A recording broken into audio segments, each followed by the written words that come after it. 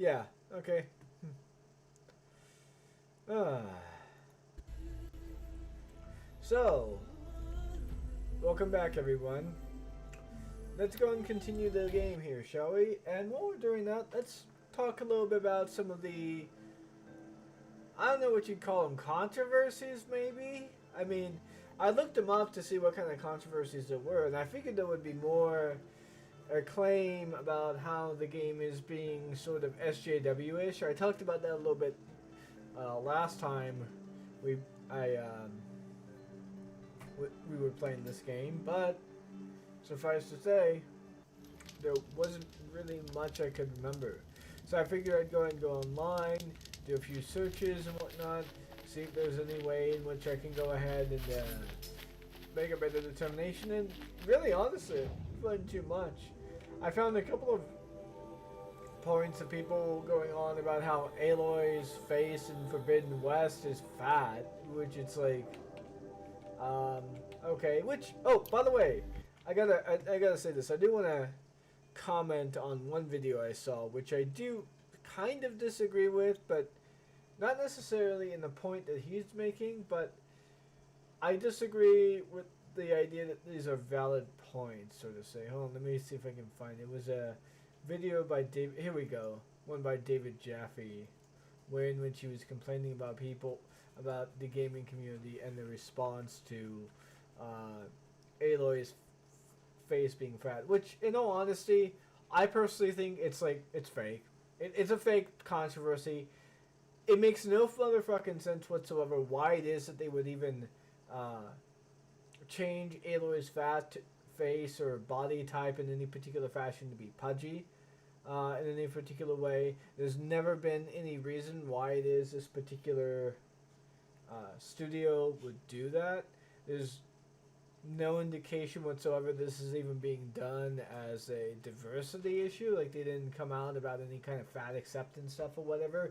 There's nothing to indicate that this is even officially a thing. And if I'm being perfectly clear about this, there was a Forbes article that I saw earlier. Let me see if I can bring it up here real quick. Hold on.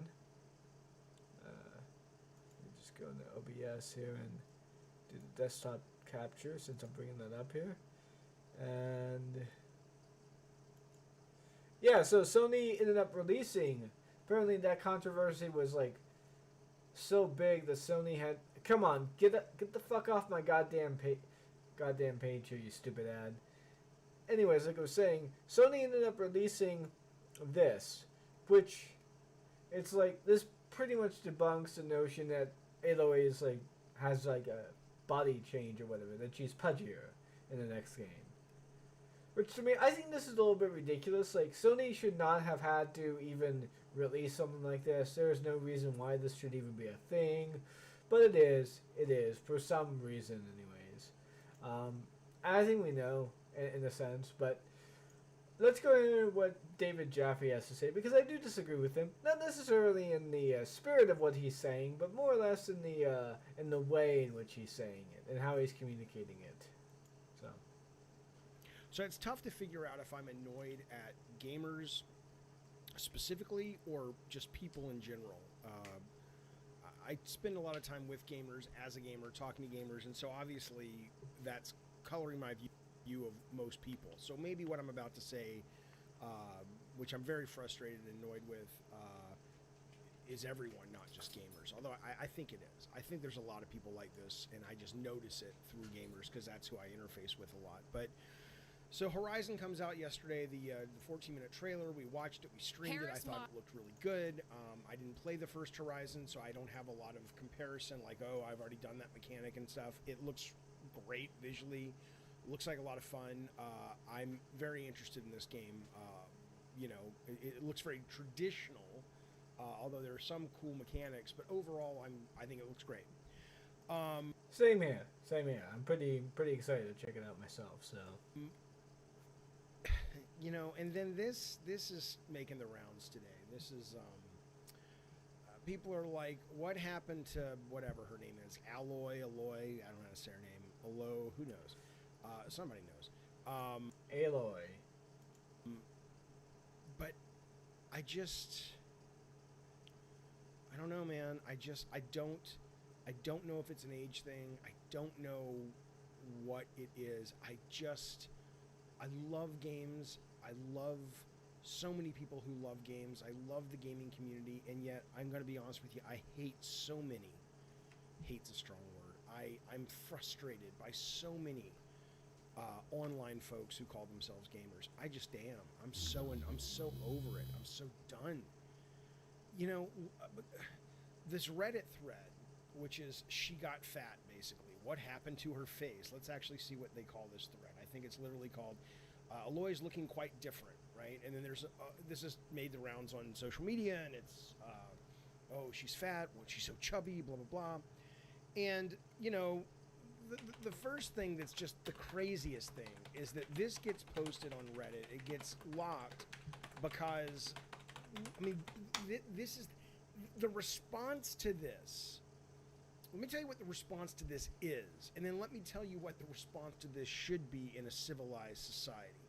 The response to this is, on Reddit, you're comparing shots from 2017 with a narrow angle lens to one in 2021 with a wide angle lens. And they're really going into sort of camera lenses and where the camera's positioned. And it's like, it's almost like, I mean, and then you go through this whole thing of people like validating that. Like, yeah, I'm a photographer. That's true. That's how that works. It's like, oh, I see. It's like this guy's like, gotcha. First person versus third person. Different for sure. It's just like, and that was the solve for them. That was the solve for these guys. It's like, oh, crisis averted. She's not fat. She's not chubby. She's not overweight. It's just a camera thing, guys. We're good. We're all good. Right? Okay. So, well, this response is something that I definitely understand that he's a bit frustrated with. And why this should not necessarily be the response here at all. Because it doesn't really make any sense at all to say that. I mean, you know, what would be the reason for what? My response would be, okay, I think this is fake. This doesn't look anything like what I would expect there to be. I'm pretty sure that there's probably a technical reason for why this is probably here, but I just want to say there's really no reason to believe that they would make Aloy chubby in the second game. Why? For what reason? What would be the reason to make to change Aloy's body type so drastically within the sequel? Makes no sense, honestly. Especially given her profession, what she does, like the fact that I mean, let's look at her body type right now. In fact, hold on. No, that's not the right one. There we go. Yeah, I mean, this is exactly a woman who more than likely would be prone to being fat. So I'm pretty sure there's something else going on here.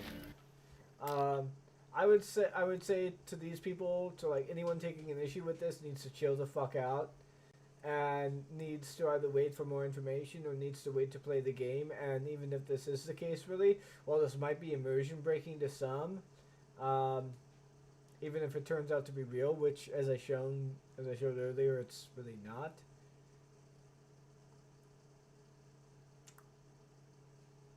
Then this really shouldn't impact your playthrough as long as she's not incredibly chubby. You know, like incredibly, like, just unreasonably overweight for what she's trying to do. So, yeah, in a sense. But anyways, I mean, just naturally doing what she does just should lend her the body type that she does. But anyways. We get into the thing that David Jaffe here seems to think is the thing that should be the response here. What they locked the thread for, it looks like, is that it's like, look, we're done discussing this. This is the reason. Don't worry about it. Her character model does not look as different as the images suggest, this thing says. And if you match the focal distance, you'll find... I mean, come on. Here's what they should be concerned about or writing about. Who gives a shit?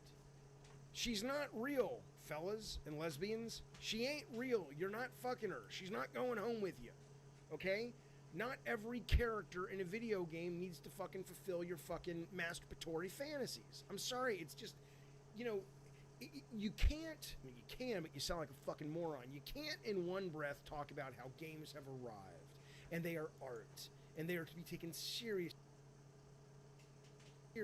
with film and literature and plays and great albums from, you know, musicians, and at the same, she's fat, I don't like her, she's fat. You don't get to do both unless you just want to come across like a fucking idiot, okay? Okay, let's all be honest. Anyone who is concerned in any way, shape, or form about Aloy being like a little bit pudgy or overweight within the next game based on this picture is more than likely overreacting, and I will perfectly grant David that. But I think that most people who would have this reaction in any way, shape, or form are likely not really within the realms of what it is that David is describing here. In fact, it's more likely that they're saying, oh, wow, there's a bit of immersion breaking going on here, huh? Like, is Aloy going to be a chubby chub while she's doing what she's doing, even though what she's doing should naturally give her a sort of slimmer sort of body? Like, not necessarily like a body type that is incredibly attractive, but one in which like accentuates the simple fact that she is a hunter, that she does a lot of physical activities or whatever, you know. I mean, there is a point in time in which you have people who look overweight but aren't necessarily, but do a lot of running and jumping really, but due to what they do otherwise, they end up building a lot of muscle mass within their abdominal area. As a result, they may look a little bit chubbier than most. That's a thing there, but that's not something you normally get with women within an environment like that, for the most part. And, like, you know, most people are thinking, oh, immersion is breaking, okay? It's not masturbatory fantasy, even though I would admit that there probably are people who... anyways, I would admit that there are probably going to be those people, and more or less that there might necessarily be those people, who are probably going to think of it as a masturbatory fantasy, and I'll grant that. But those are few and far in between. Like, I'm pretty sure the majority of the people who would be at all in any way, shape, or form concerned that Aloy might be a little bit more chubbier than she should be, you know, in the next game. I think they're more concerned about the immersion than anything else. So this is where I disagree with David Jaffe. I'm thinking, to myself, the response shouldn't be, who cares, it's not your masturbatory fantasy. The response should instead be, why do you care?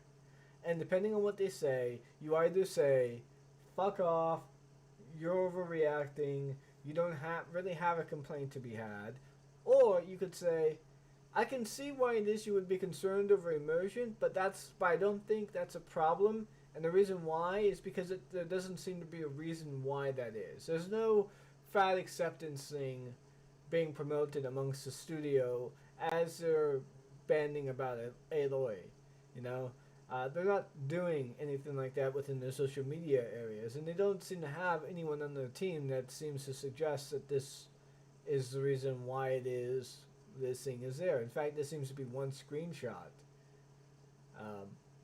Why are you reacting over one screenshot? This should be the response to those people who are a little bit more concerned. You know, that's and honestly, like, if you have a concern over immersion, that's fine. I consider that to be valid. Any concern over the immersion of your games and the verisimilitude of your games is perfectly valid to me, because in all honesty, like, games are in fashion supposed to be immersive in one sense or another, where you're being immersed in a realistic world or an absurdist world, or a world that is a little bit absurdist and a little bit realistic, but mostly does its own little thing. Like, games are supposed to engender a feeling of being within the world itself, and, you know, as long as the game is able to do that fine between the entries, I think that's a perfectly valid take. So, but hey, that's me. I'm not saying Aloy got heavier, okay?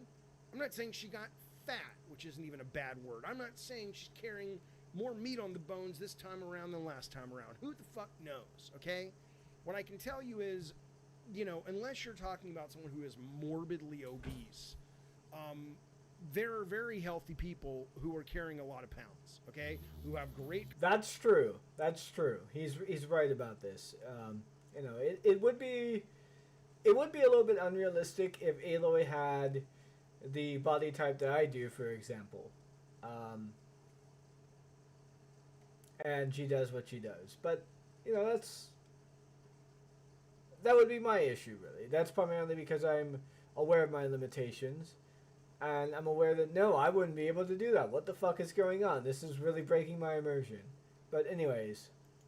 Cardiovascular health, who have great blood pressure, and they are overweight, okay?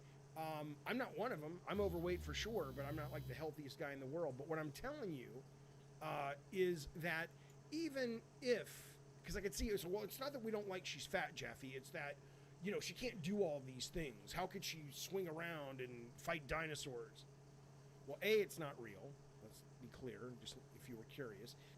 It not being real is completely immaterial to the issue of whether or not you can be immersed into the world relatively based on what it is you see and your expectations and whether or not the world has a sense of verisimilitude to it or not.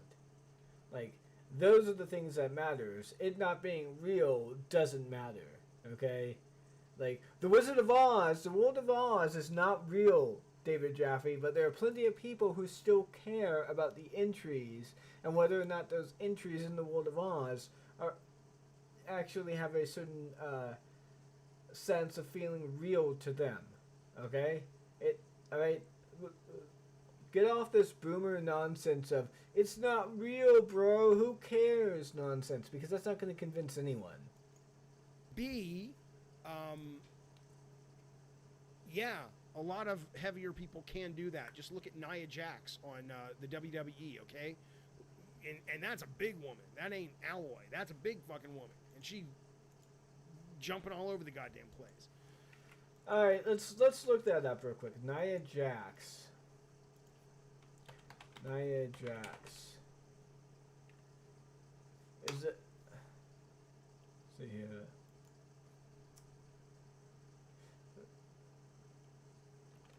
She's referring to a fucking wrestler. Seriously? Like, okay. Like, I get wrestlers are a thing, but wrestling is a fucking performance by and large. Like, you have a huge, huge amount of leverage to be able to do the things that you do by and large. And you have a lot of practice in this, in such a sense when which you're actually practicing these moves, but you're not hurting yourself. Okay? You're not putting yourself, like, there are very few stunts in WWE, or in any wrestling match, in fact, that if you do wrong, will kill you. You can get injured on them. You can get even seriously injured on them, but there are very few stunts that will actually get you killed in wrestling nowadays. Even to a large degree, like, even to a large degree back in the day, like, yeah. So, I mean, yeah, sure, she's a big woman. I mean, yeah, she looks kind of hefty here, all things considered. But I don't look like what Nia Jax does and what Aloy does is not the same thing. Like Aloy requires the ability to run fast, long distances for an extremely long amount of time. Being able to hunt, being able to forage, being able to gather for herself. These are very, very different skill sets. I mean, Aloy is... I mean, she's not balancing up on ropes to, like, fire a shot or jumping off of something and then, like, firing a shot while in midair, trying to be precise. Like, she's not doing that. She's doing wrestling fucking moves. I mean, what kind of an example is that, David? I get what you're saying is that, like, oh, heavy set people can do all kinds of things or whatever in that sense. Yes, with the proper training. But what we're talking about here are like two entirely different skill sets. Like if you want to find me someone who's Nia Jax's like sorry, not fat, someone who's Nia Jax's build while simultaneously doing hunter gatherer stuff in the vein of what Aloy does, then I'll concede it. But I don't think you'll be able to find that because I don't think it's possible for something like that to exist. I mean, I could be wrong, but I don't think I am. On the WWE, okay? And that's a big woman. That ain't Aloy. That's a big fucking woman. And she jumping all over the goddamn place. It just, there's it's kind of a cliche at this point to talk about it. They say there's two things left in the world, certainly in America, that we can be prejudiced against that's acceptable. One is age, which is true, and the other is being overweight. And I used to be this way too. I had friends of mine who were saying, you shouldn't fat shame people. And I would say, well, I'm not fat shaming them, but as a guy who's overweight, I can tell you that when I see people who are overweight, there is a sense of, I think a little, this isn't now, this was back then, I think a little less of them. And my friend said, why? And I said, well, because as a guy who's overweight, I know when I eat more than I really need to eat, that is because I'm not dealing with my stress. I'm not dealing with my shit like a grown-up. And so the way it manifests is I eat, and you can see it. So when I see people out... Not everyone is like that. There are plenty of overweight people who, by and large, just do not have the means by which to be able to... or the time by which to be able to work throughout their days and whatnot. There's a lot of overweight people who, by and large, don't have the time and don't have the means by which to do that kind of stuff. That they even will, to a large degree, eat healthy throughout a large portion of their life. But because of somewhat of their economics and whatever, because they have to, because they will sometimes indulge themselves every now and again, et cetera, and so forth, they will gain weight even though they don't have even though they're eating healthy. But it's primarily because they are either sedentary due to their work habits or due to their lifestyle or due to the simple fact that they are just like not really doing too much other than housework or whatever, and so on. But, and these people, they typically don't tend to have, like, issues with stress. Like, a lot of overweight issues are not issues with stress. A lot of it is either an inability to be able to find the time to be able to work out, an inability to be able to economically support a healthy diet. Hold on for a second. Cat's getting me something. Hey! Get out of there. Get out of there. Come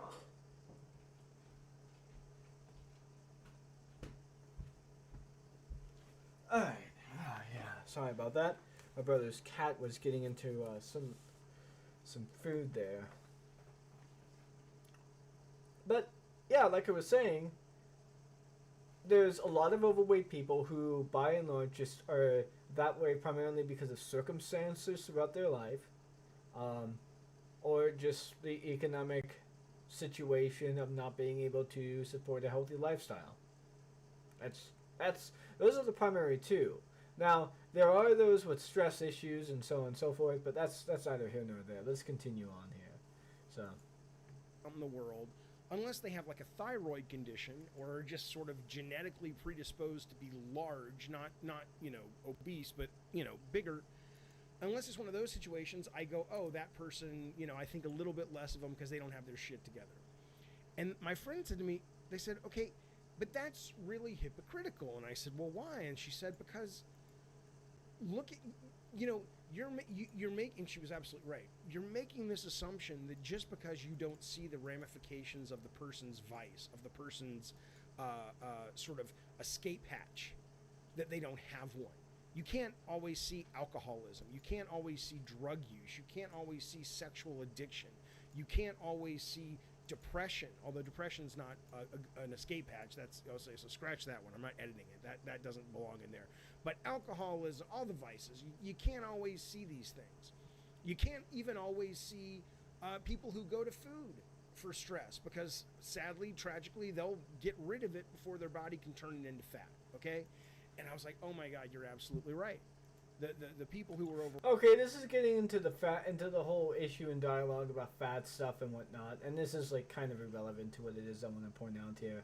So yeah, I've got to go ahead and go to the bathroom real quick. I'll be right back. And anyway, after I get back, we're gonna go and continue the game here. So yeah.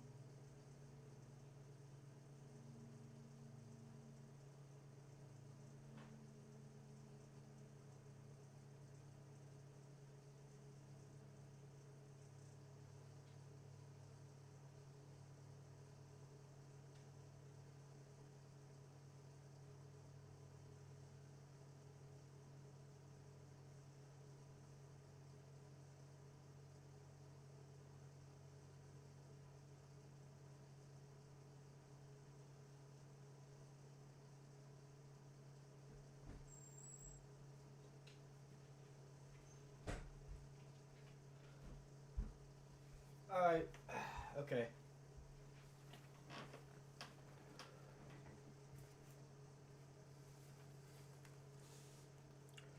So, let's continue where we left off here and see what we've got to do. Let's see, I believe first I've got to do is this one. Okay.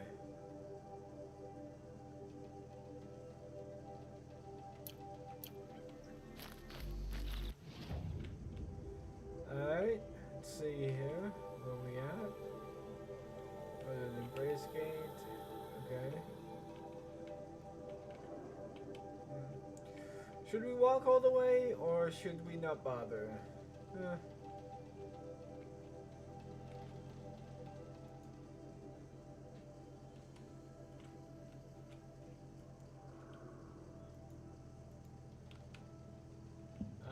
Okay.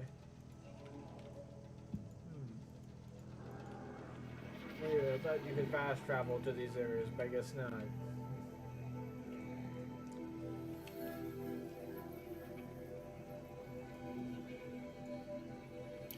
Oh, I need a travel pack to fast travel. I see. Okay. Well, let's go and get one here. So I believe there's one right here.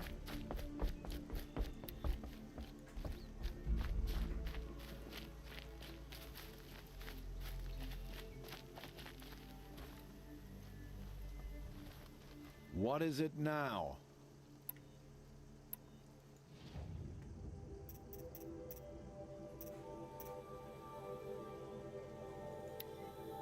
Let me take the free sample there, man.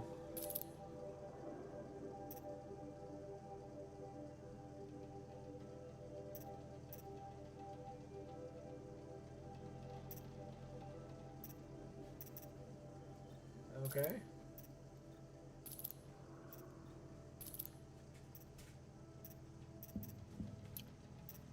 Alright. Let's see here.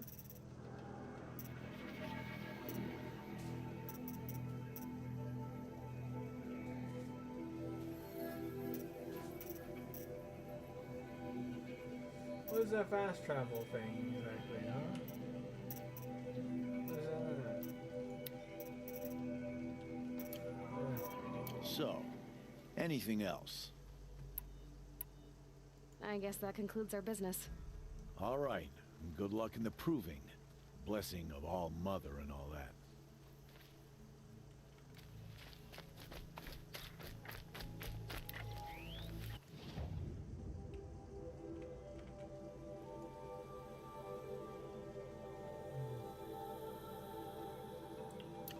Well, guess we're gonna be hoofing it for a bit.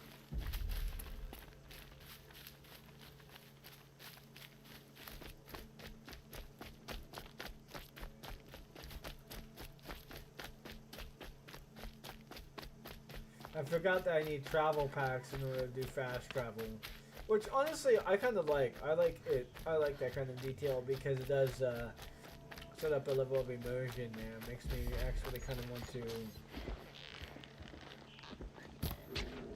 not fast travel that much.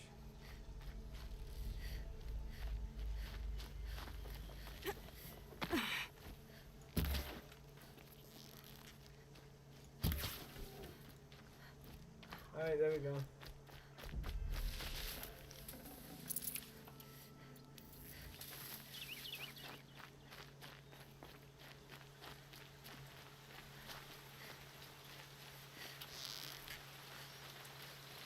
Okay, alright, there we go. I found a way how to disengage this now.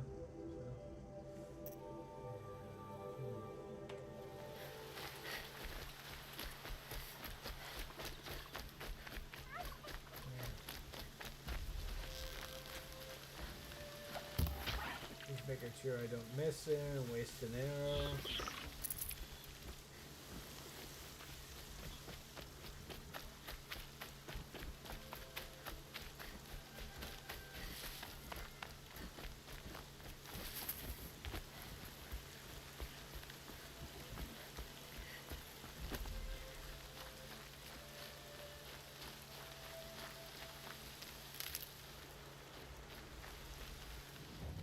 Matter of fact, let's go ahead and do a little bit of crafting while we're going on our way here. Yeah, it looks like I'm gonna need some ridgewood here, so let's go and do some gathering while we're on our way there.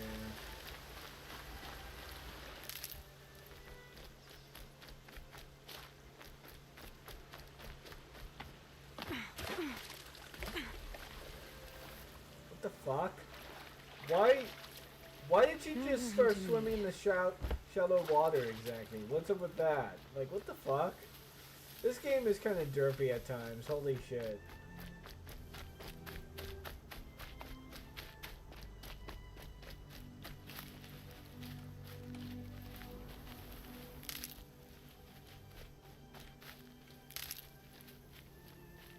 There we go. There's 19.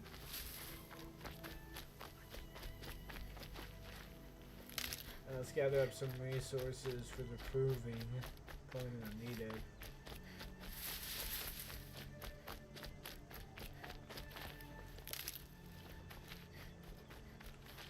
Good. I can use this.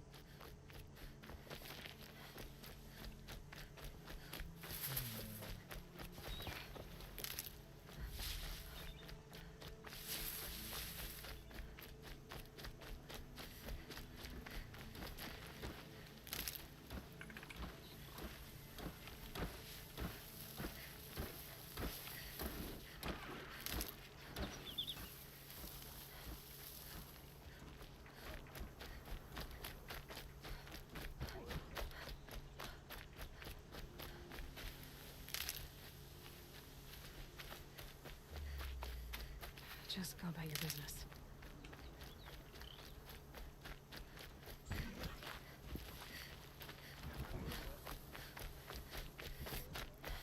Damn, you can run into these things without, yeah.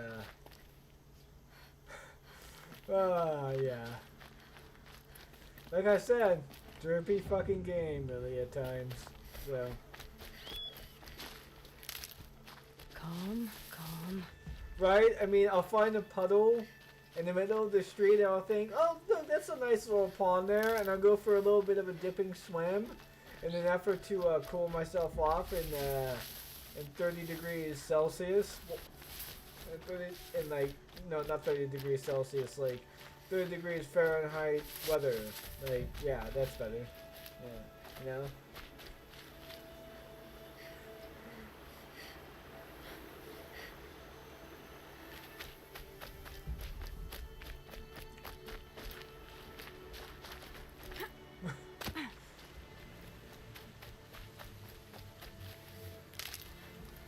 Oh, useful. I got 79 Ridgewood then. See what carrying capacity we were able to do here for the moment. Need boar bone meat. Probably need that then. But let's see here.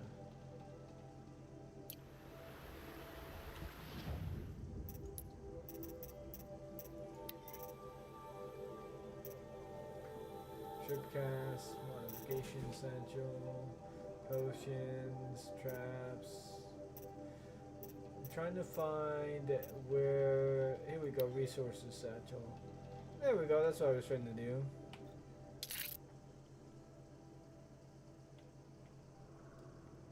Okay. Got 70. And I guess we'll probably go ahead and try for one more here. Let's see, where are some boars at? We'll probably find those as we go along the way here.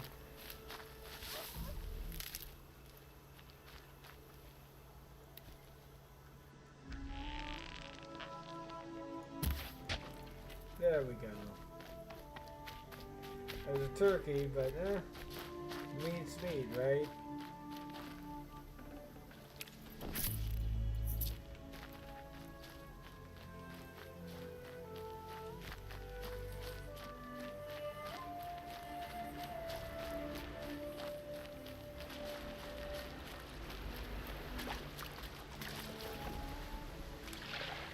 See, Aloy, that's where you're supposed to swim, not like 2 inches near the fucking, not 2 inches deep near the fucking rocks.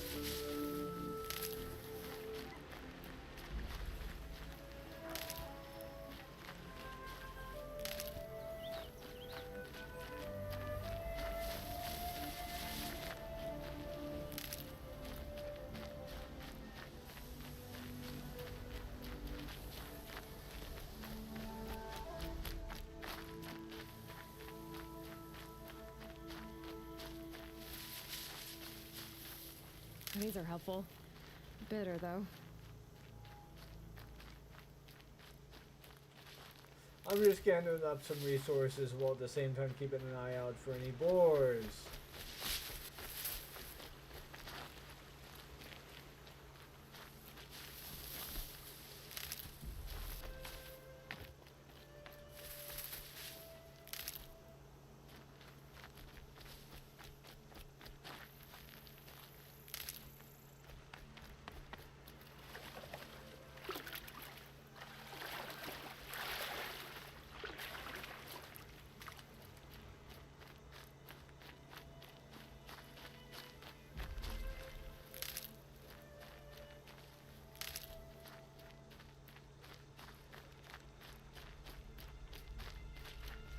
Okay.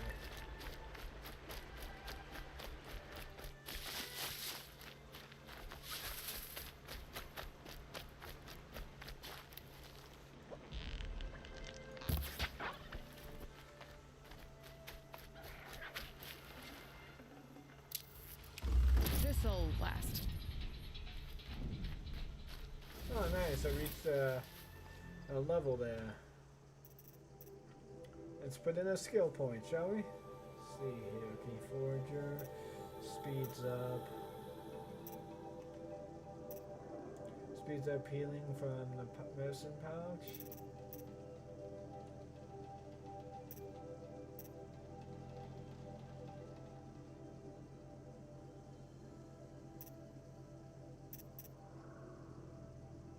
Alright.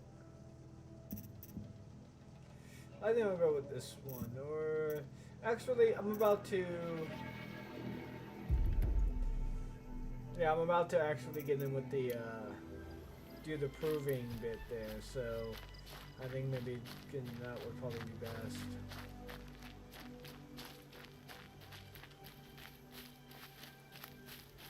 So let's see.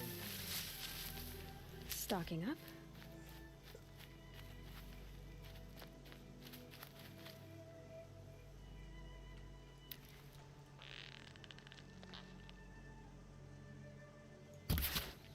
There we go.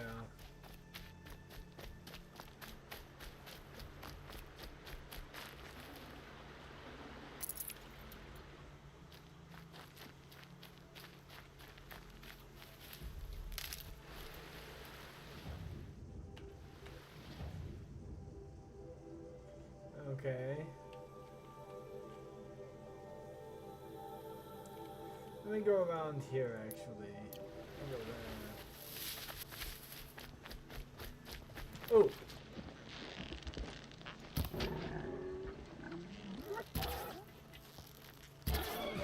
There we go, yeah.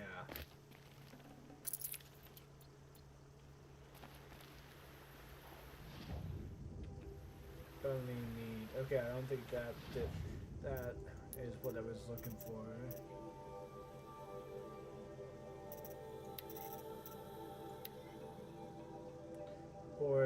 Boar bone. Yeah, I need 2 boar bones, so let's.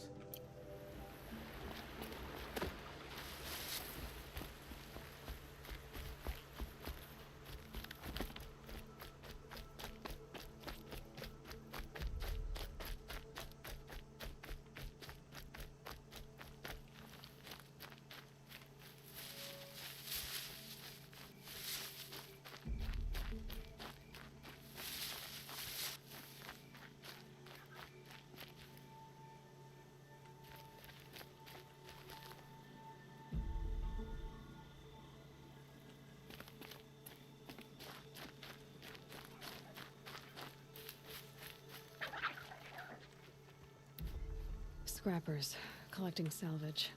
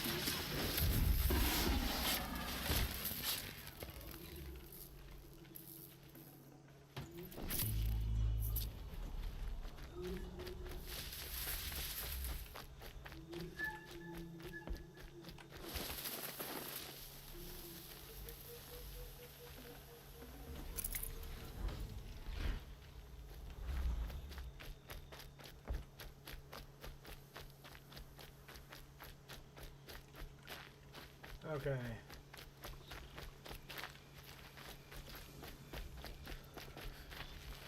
Oh wait. Yeah, that's where the flag was leading me.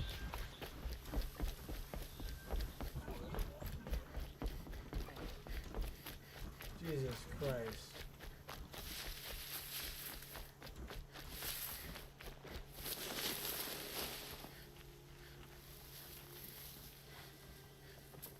Oh.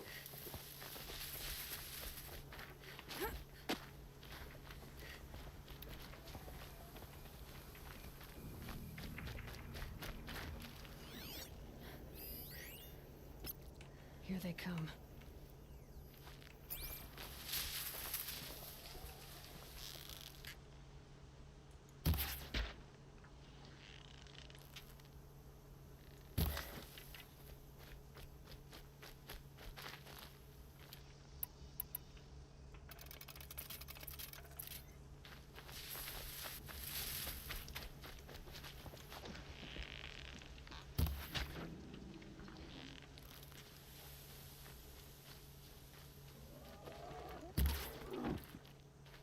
There we go. Ah. No boar meat. Disappointing.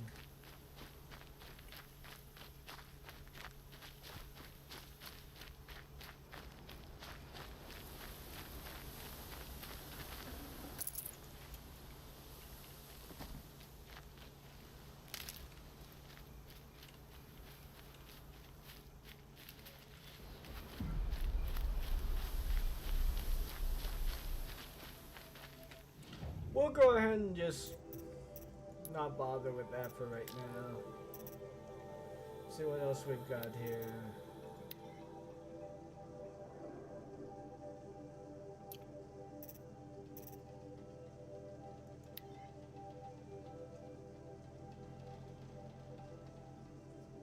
Yeah, sure, why not?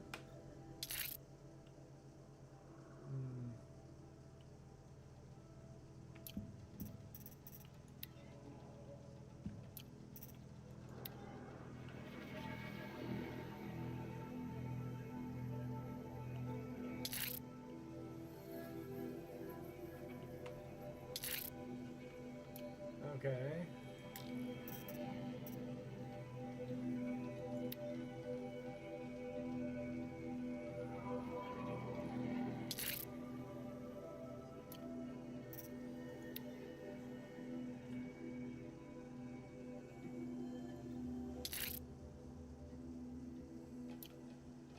Okay then.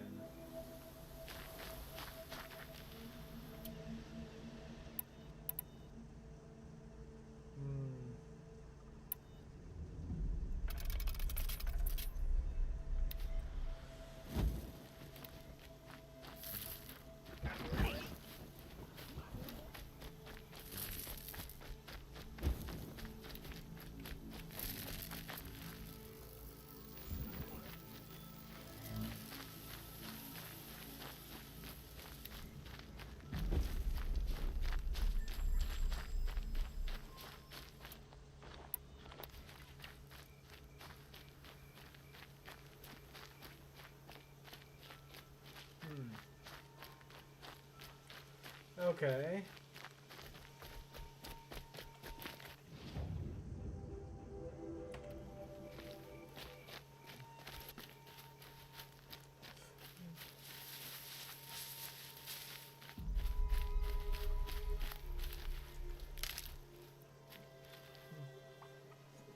Oh.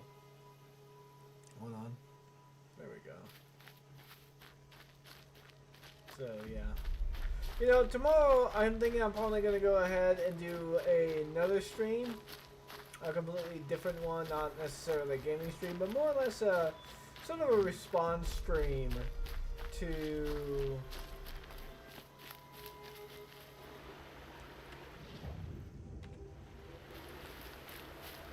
Mahler. They're going down fast.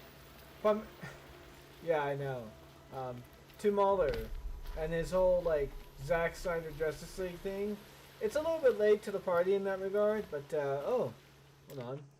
A little bit of a spammer to get rid of here. I'm a little bit late to the party in that sense, but a while back ago, he made a video that was just really, really bad. That more or less demonstrated that he doesn't understand the characters into which he's commenting on, and it really does show. I'm probably going to do another video on that, which is going to be my second and last video on it, I guess, depending on if I get EFAP'd or not with the second one, in which I more or less break down and go through why it is that Mulder is wrong in a more meticulous manner rather than doing it live. Because, well, live stream reaction is pretty good for the most part, it doesn't exactly hit. It probably won't hit us home if I decide to go ahead and edit, do script writing, research, that kind of stuff. Primarily to showcase why it is that Mahler is, well, his take is pretty damn bad. So you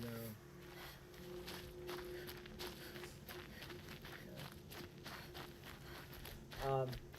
And the reason why, and by the way, just to give you a bit of a taste on what's going to be coming on tomorrow here, is that Mahler at one point in time makes a reference to Barry Allen's feet skidding across the floor. I'm not too sure if it's a joke or not. It's really hard to parse whether or not he's making a joke, since he doesn't really change his set of tone, or he doesn't really like make it as absurdly obvious as it should be. But he basically says like Barry Allen's feet should be ground to the floor. When like, isn't there, I don't know, isn't there a point in which he's explaining his powers and he basically says, hey, I have this sort of protective bubble of force around me that protects me while scrounging for parts. While I'm that protects me while I'm doing my whole speed force while I'm running really, really fast, and it protects me from like the physics of the world. In fact, one of the powers that Flash has is literally to ignore friction, the physics of friction in the world that we live in. That's why he's able to do all of his crazy shit. It's a part that's endemic to quite literally the character of Barry Allen, or to any Flash character. Well, no, I disagree with that. It usually is pretty easy to tell when he's joking, but when he's making a bad video, it makes it really hard to tell. So, Tasty. you know, that's the problem there with Mahler. When he makes a bad video, it's hard to tell whether or not he's joking or not. But anyways, like I was saying here, and it's like one of the things that defines anyone who uses the Speed Force at all. Anyone who can tap into the Speed Force, you can guarantee one of the powers that defines their abilities is the ability to ignore the laws of friction in physics. Like, it's just a thing. It's just a flat out thing that you have to accept is going to be endemic to any portrayal of like Barry Allen, Professor Zoom. Basically, anyone who can tap in the Speed Force can use that power. Sometimes the powers may manifest differently in a sense, you know? Like, for example, not everyone exudes the whole lightning coming out of their bodies and whatnot. Oh, that's another thing. Like, this is like unrelated to Mahler, by the way, but there's been a claim that, oh, the lightning in the body, like, striking places makes no motherfucking sense and whatnot. It's like, when Barry is accessing the Speed Force, whether it be in comics, the depictions of him in cartoon media, television, whatever it may be, he always has this little sort of lightning effect around him, around his body.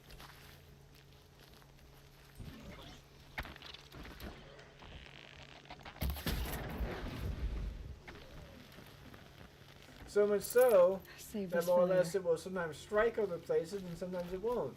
Just depends on how he's using it, what he's using it for, and sometimes it just depends on his proximity to other people, you know? For the most part, it doesn't really tend to actually engage with people in the physical world. It doesn't tend to engage with organic creatures. It tends to just simply hit any kind of, I don't know, any kind of surface and just dissipates.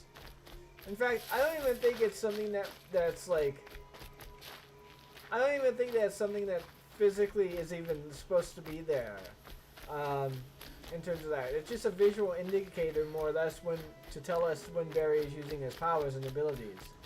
In fact, let me go ahead and give you an example of what it is I'm talking about. Hold on. Barry Allen using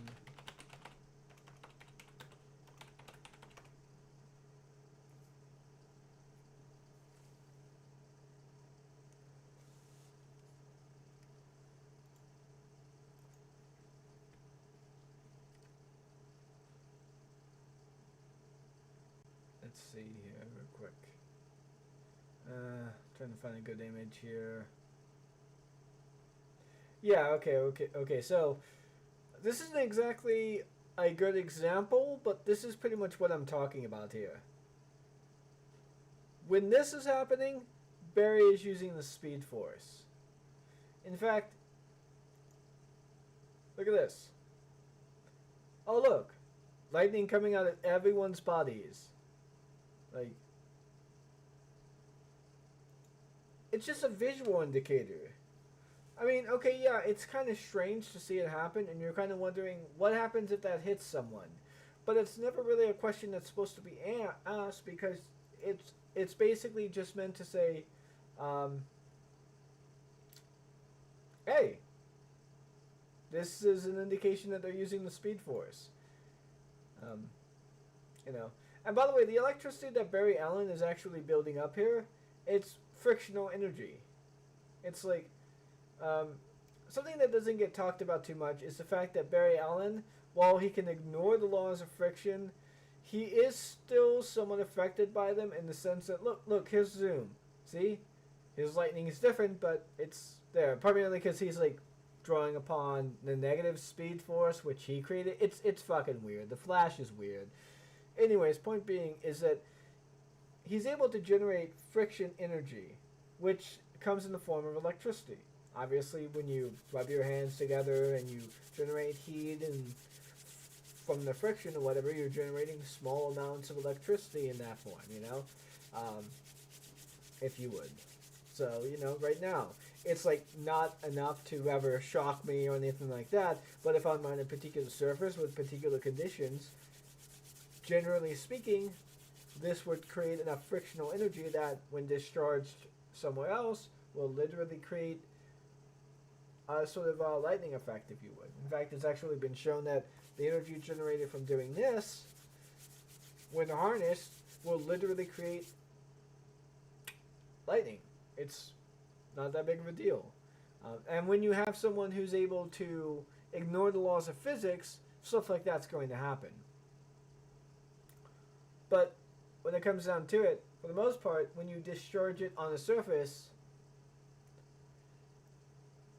it's usually something that shocks you, but not anyone else. Again, but the reason why that is because, and the reason why it doesn't shock Barry and just dissipates harmlessly into the environment is because he's ignoring laws of certain laws of physics, because those laws of physics don't apply to him. So there you go. There's the explanation that I think a lot of people are missing off of that. But yet, I don't think that the people I actually mentioned that I mentioned here, will really care. Because it seems like whenever it is I give this explanation, nobody seems to care. Like, don't care, gonna make the fucking point anyways, don't care, so, yeah. But like I said, that's a little bit unrelated to Marler. I say a little bit primarily because his idiocy on the Zack Snyder's Justice League has kind of infected the dialogue in a sense, if you would. I've been seeing a lot of people bring up the same points that he does for no other reason other than to sound smart in a lot of ways. It's on to me. And of course I do find it funny that a lot of people seem to think that that hating on Zack Snyder is an indication of cloud chasing, when in fact there is like quite a substantial and significant amount of YouTubers that got a lot of clout off of attacking Zack Snyder in very dishonest and deranged fashions. And I say deranged because, you know, I mean, have you seen Maggie Mayfish's fucking video on Zack Snyder and his filmography? I mean, holy shit, I've never seen such a more dishonest takes. I mean, fuck me. Seriously. I hope if Vosh ever releases a segment on, in fact, let's see here. Has he released a segment on Zack Snyder? Let's see here. He said he's going through an anti-Zack Snyder arc, which, if true, oof, not very good, honestly, because a lot of anti-Zack Snyder folks are really cringe. Let's see here. Here we go. Zack Snyder. Zack Snyder is a hack. Let's see what he has to say here real quick, because I honestly don't agree with this at all. Like, if you've seen Zack Snyder's film 300, or Watchmen and whatnot, you would see that Zack Snyder does deliberately do changes and more or less work for the benefit of the filmic adaptation that he's doing. And there's really no reason to call him a hack. But let's see what we've got here, shall we? Like, there's 3 videos that he's done on this. Let's look at this, because Vosh's takes on media, or rather pop culture, can be rather hit or miss. Let's see here. Oh yeah, dude, we need to confront this, okay? We need to face the facts, okay? We need to face the fucking facts. Snyder is kind of a hack, okay? Kind of a hack? That's not a fact. That's an opinion, Vosh. Sorry. There's like literally zero reason for that. But go ahead. Let's see hear the take here. Look, I get it, all right? Fucking 300 looked cool, but Snyder is the directing equivalent of an artist who only knows how to draw really fucking sick, like, biker tat pinups with, like, thank you, EE, with, like, flames coming out of everything and, like, sick, like, explosions in the background. But when it comes to, like, broader composition or, like, storytelling, he really struggles. How? Like, I don't get how that's a thing there. Like, how does he struggle with basic storytelling? Oh yeah, dude. Oh, sorry about that. Just went straight to the next video. I didn't mean for that to happen. Yeah, like, how does he struggle with storytelling? I mean, one of the main changes that he does in 300, for example, since we're using this as a primary metric here, is when he basically talks about, or rather has that little monologue of the soldier, in which it talks about him leaving Leonidas and leaving him to his fate to go warn Rome. That particular change there is from the comic specifically, is done so. Because in the original comic, you literally have it so that way the soldier, it sounds like the soldier isn't talking. It's very ambiguous. It's coming from the narrator, but you can kind of see it to be the soldier talking, but there's various different things within the wording itself of the text that indicates that it might not be the soldier. So yeah, it's fairly confusing.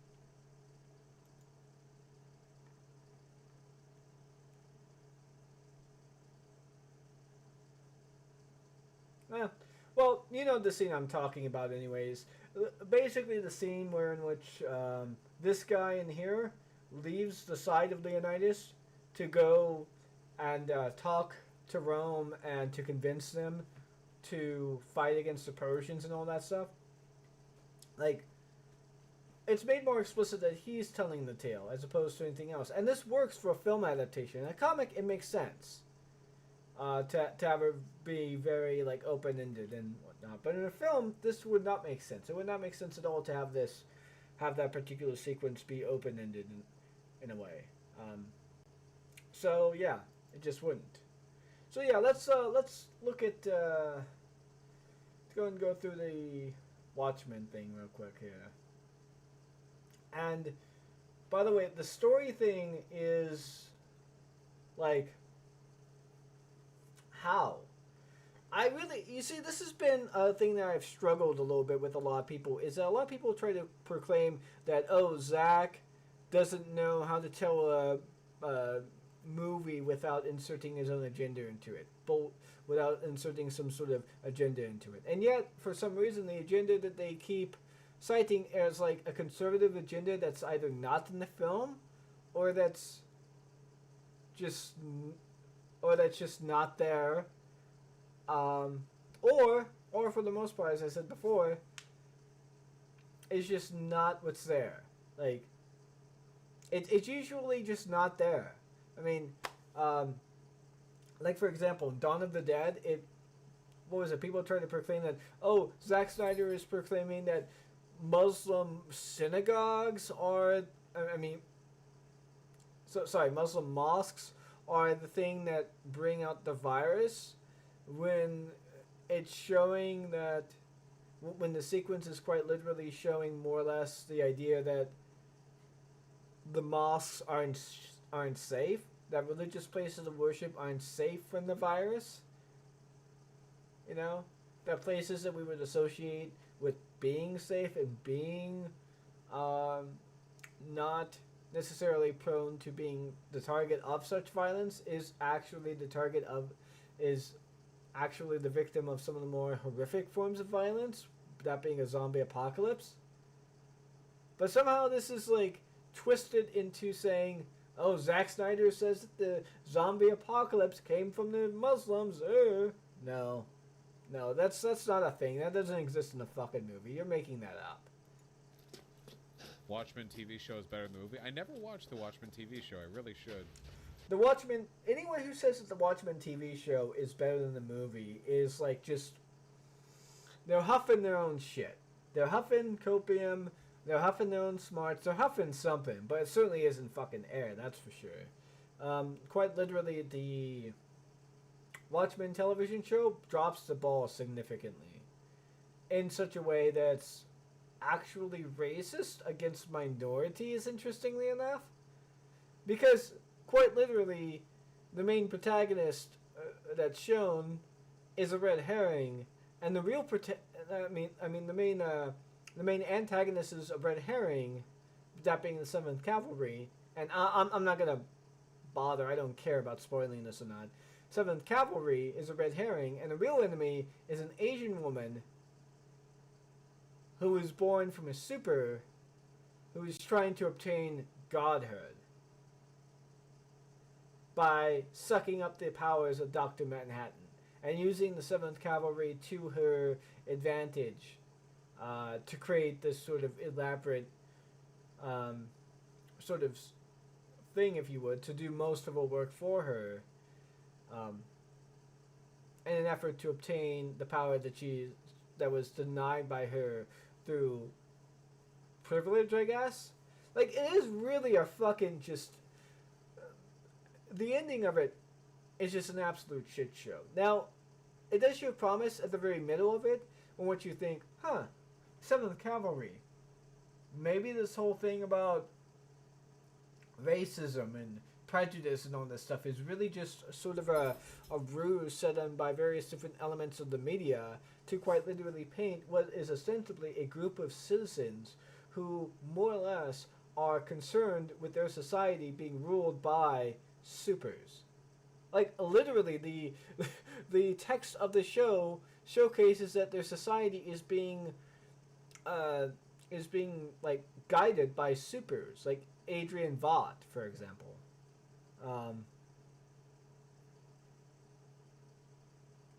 I think it's like, that's pretty fucked up, honestly.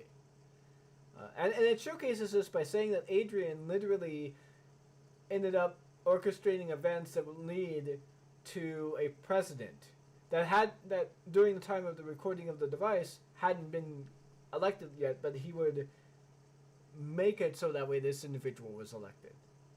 Like, literally, our democracy was, like, subverted for the will and designs of a super. Like, are you fucking kidding me here? Pretty bad, right? You think it might actually go somewhere and have some commentary about how accusations of racism are sometimes weaponized by powerful individuals, more or less to deflect from really fucked up criticisms that could bury them in a lot of ways, and that they utilize these accusations as a means to keep themselves in power and to not actually engage in concessions that need to be made for the good of the democracy and whatnot, in helping to democratize the power of society. You think it's going to go in that direction, but nope, it never does. Instead, it's like, Minorities are manipulating society for the purposes of gaining superior power. Like that's the ending, basically. Like, why the fuck would anyone consider that to be good? At the very least, Zack Snyder tried to live up to the original comic. Anyone who says that the TV show is good is huffing something, but it certainly is an error. Then again, I'm one of the few people who actually really like the Watchmen movie adaptation, so Oh. I don't know. I could be biased in that respect. I've read the Watchmen comic about half a dozen times, and I've seen the movie about the same number of times. And I honestly think that Snyder's Let's address this here. Watchmen movie adaptation was near about as good as you could expect a movie adaptation for Watchmen to be. There's just way too much content in there, I think, to pack into a single movie. I feel like it was pretty good. I think one of the things they really nailed in the Watchmen movie was that it was hyperliminal. Everything about it was highly saturated. Nothing about it felt real. Okay, so he doesn't really have that many criticisms of Watchmen, and this is a pretty beefy segment here, so we're just going to go and skip that because I want to get back to the game. But first, we got to go ahead and go into this one. This one might be a little bit interesting here because it's like this is a clip channel, but this is like from his stuff. So let's see how it pans out, shall we?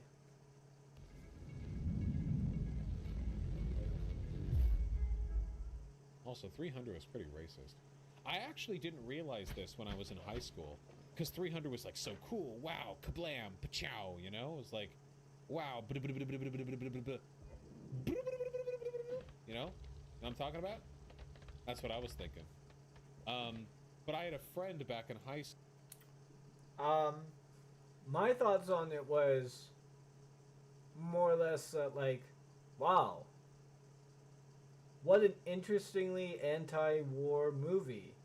Because if you remember Leonidas, he actually like dies with regret. He doesn't die in glory. He dies literally regretting the fact that he didn't spend more time with his wife. He realizes how fucked up the situation he's in, and that he's about to die, and that he doesn't want to die. Doesn't want to die for glory. Doesn't want to die for battle. Doesn't want to die for Sparta. At the very end of it there. And it showcases that by and large, the humanity of people in times of war. You know, I mean, there's literally like a sort of monstrously sort of hunchback individual that more or less just is somewhat deformed in a sense and can't really be looked upon without actually like evoking some form of disgust. But this guy was like very much wanting to serve, but Leonidas saw that he couldn't serve adequately, so he gave him a task that the guy thought was beneath him, and he ended up betraying him over it. Fucked up, I know, but Leonidas forgives that person for betraying him, despite that fact. And he's a fucking king, for fuck's sake. I mean, he above all everyone else should have every right to condemn this individual, yet he forgives him. Why? Because he recognizes his circumstance and the circumstance of his birth, and the way in which he was treated more than likely led to this sort of reaction to his job, if you would. And he didn't hold it against him in that sense. He empathized with him, and as a result forgave him for the action. It's very humanistic of Leonidas, and this is supposed to be the king. This is supposed to be a particular being whom, for the most part, well, is an aristocrat. So, school, a Persian friend, so in Iranian, but Persian, so same basic ethnographic lineage of the people Xerxes commanded, and Chapo has had Brianna Joy Gray. that's true. Lol. But anyway, I had a Persian friend who was like pretty mad. Love you, Vosh. Quick elevator. I feel like I've done that in like 20 different videos. But I'm sure it'll come up again. Anyway, what I'm trying to say here is that nobody else thought that there was anything wrong with 300 because it was such a sick action movie. But I had this Persian friend who thought it was racist, and I didn't get it. He was like, well, the Persians are depicted like so evil in this. And Have you read Dune? You should Nope. watch the movie when it comes out. It's gonna be poggers. well, I will watch the movie, but I haven't read it. Well, Xerxes is portrayed as pretty evil. Like, there are some Persian individuals who more or less are as probably higher ups, like the fucking guy whipping the slaves, for example, in that fashion. But he's not portrayed in a very... He is not portrayed in a very significantly flattering light. Neither are the rest of the Persians that are in a higher mode of area, but it's very, very explicit that most of the Persian army is made up of slaves. And Xerxes, for what it's worth by and large, did lead an army of slaves. Like, that was a thing. I mean, we can look this up. Let's go ahead and do that, in fact. Let's see here. Xerxes, Persian... Oh, hold on. Xerxes, Persian army.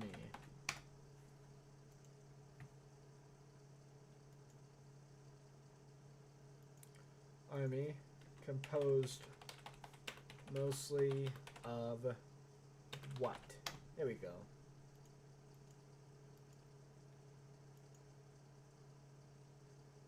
The army was divided into infantry, foot soldiers, and cavalry. And the cavalry further into those. Let's see here real quick. That's just the details. Okay, let's just get to the heart of the matter here. Here we go. Ask historian. Slaves, conscripts, are free.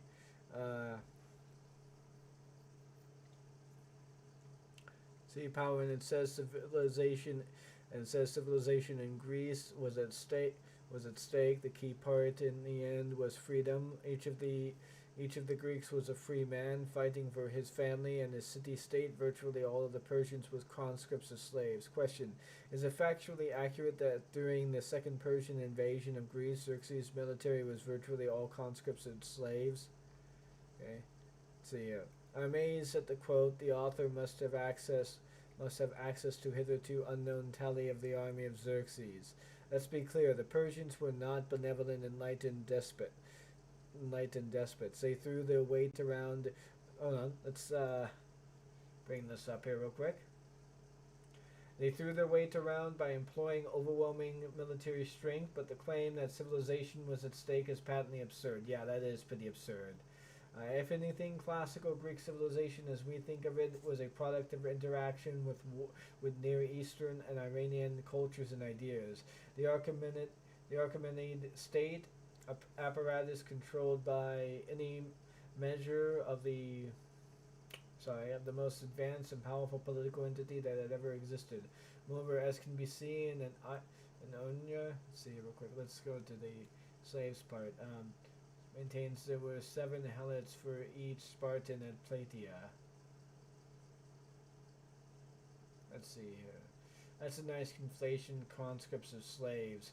We know little about the army of Xerxes, but we can surmise from Herodotus that it was archery heavy and contained both light and heavily armed troops. The heavy Iranian troops, including the royal guard. Oh, okay, alright, I see what's going on here. So, there is a popular misconception that the Xerxes army was composed mostly of slaves or whatnot.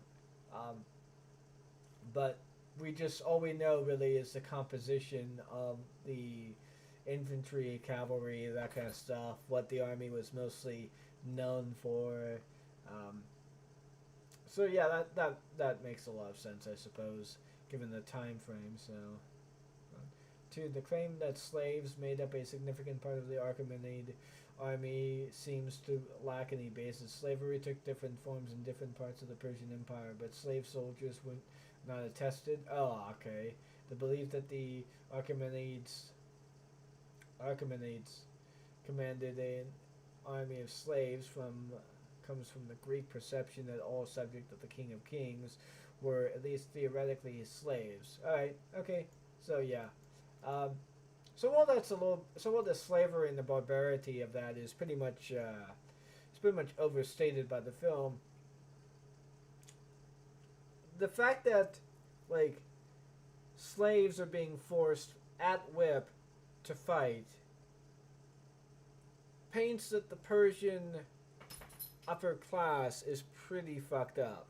But that doesn't say anything about the rest of Persian society. I mean, it could be, for all we know, that by and large, a lot of these slaves within 300 don't really want to fight at all. And the only reason why they are fighting is because they're literally slaves, and Xerxes has all the power.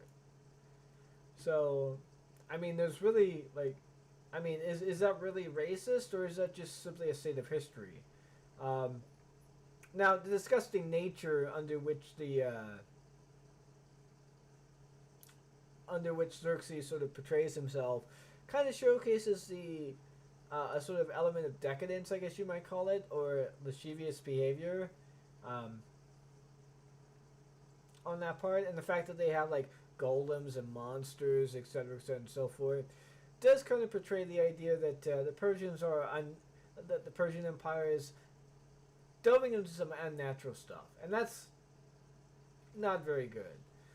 But the fact of the matter is the reason why that exists is because the film is, for all intents and purposes, an anti-propaganda film. It's meant to highlight the sort of propagandistic tendencies of war and showcase how it is that people are used via the state for different ideals in a sort of unironic fashion, you know. This sort of speeches given in 300, all this stuff is meant to highlight what propaganda is supposed to be. Obviously, it's like doesn't do a very good job at anti-propaganda, but that's what it's trying to do. So. But I thought, no, it's not racist. It's just like, cool. What, you can't make like hyperbolic stories? But in the context of a post 9/11 world where America is looking for any excuse to demonize Muslims, a story. I'll say this much, okay? If the story had been about a hyperbolically awesome Spartan army fighting a hyperbolically evil... Is it bad if... The problem isn't just that the Well, let's go about that here, shall we? The Spartans are portrayed pretty hyperbolically. I mean, the way in which they are portrayed while they did fight in that fashion, their proficiency as combat is ludicrous. And in such a way, obviously was probably not how they fought. I mean, the Spartan army was definitively great and world-renowned in what it is that they were doing, but they weren't, like... They weren't that good. You know, in fact, I would have expected more or less them to get hammered by some of the beasts that Xerxes brought forth, because some of them had never even seen some of them. Like that armored rhinoceros, for example. I'm pretty sure that the Spartans had probably never seen that. How'd they know that hitting the eye was probably the weak point there?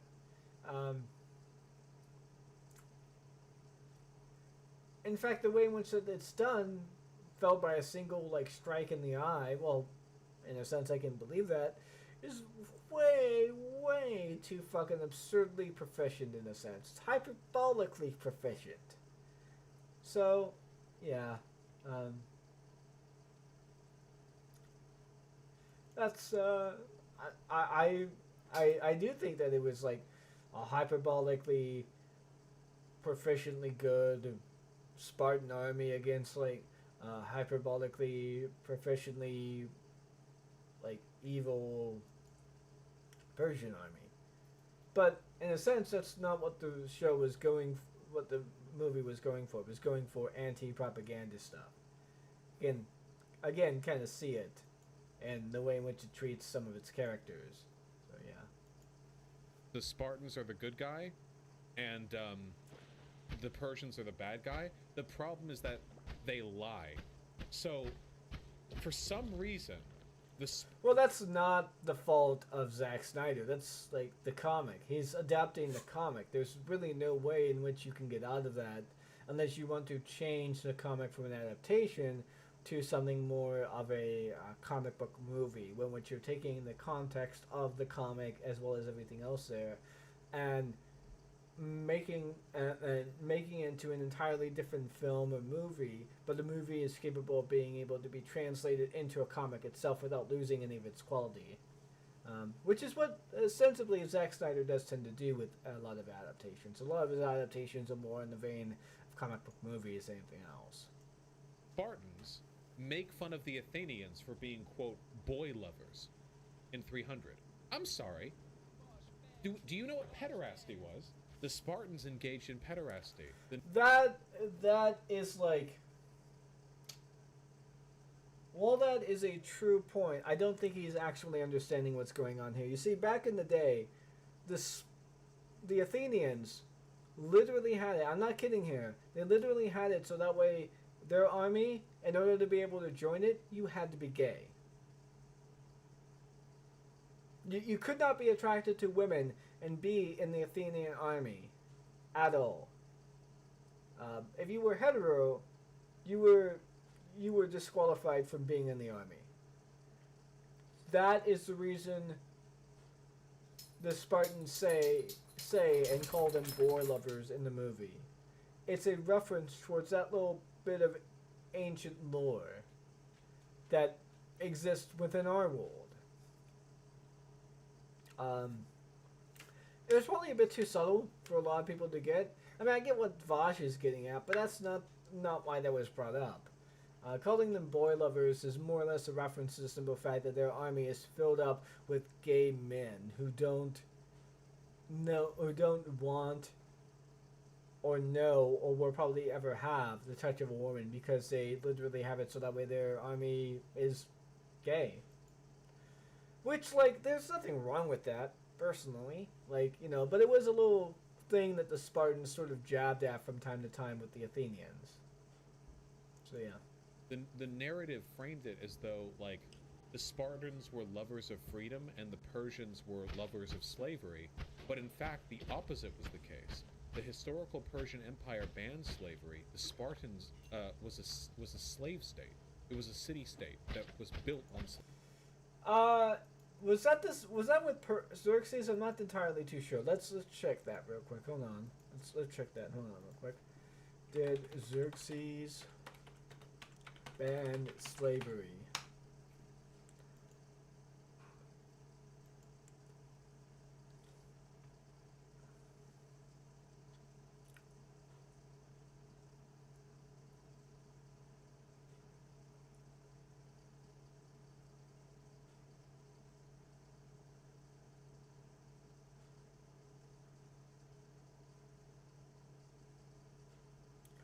See here, okay.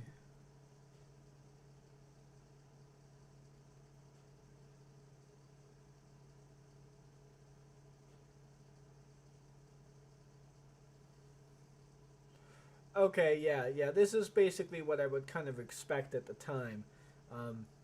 So yeah, going to asking the historian again. Apparently there is very little in terms of like the actual like information that we have here with regards to the Achaemenid period of their legal structure and all that stuff. But you know, the Babylonians had slaves in a lot of ways. Persia, and as a result, they probably had them only from influence. There's really scant information on that in that regard. Oh, here we go. It also says that the Cyrus cylinder is a bad source to use for evidence of the Achaemenid period practices. It does demonstrate a willingness to accommodate non-Persian traditions and religious beliefs, but the document itself is cookie-cutter in its resemblance to all the other foundation cylinders we have found so far. It is nearly identical to the foundation cylinder of Nabonidus that just predates this one, and again to that of Antiochus in the Seleucid era. Let's see here, yada yada.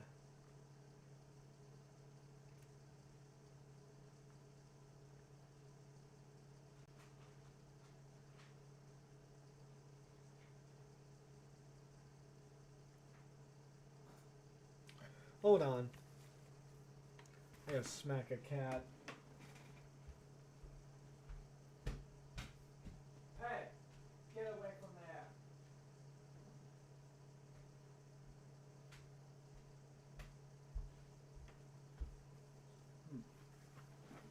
Didn't have to smack a cat, just had to push your butt off the counter. Yeah. So yeah, it seems like there's literally like no evidence for this one way or the other. Like they could have outlawed slavery at one point in time. We just don't know. They more than likely did because, well, you know, influence from the Babylonians and whatnot. But it's doubtful that Xerxes was the one who actually did that. So yeah. Slavery and eugenics, which they acknowledge in the movie, but they pose it as some sort of like cool thing at the beginning. It's cool. I'm not too sure where you get that. I mean, I get the sense that it's monstrous. It's portrayed as barbaric in a sense. I mean, let's look at that sequence, shall we? 100 cliff scene. Cliff, baby. Here we go.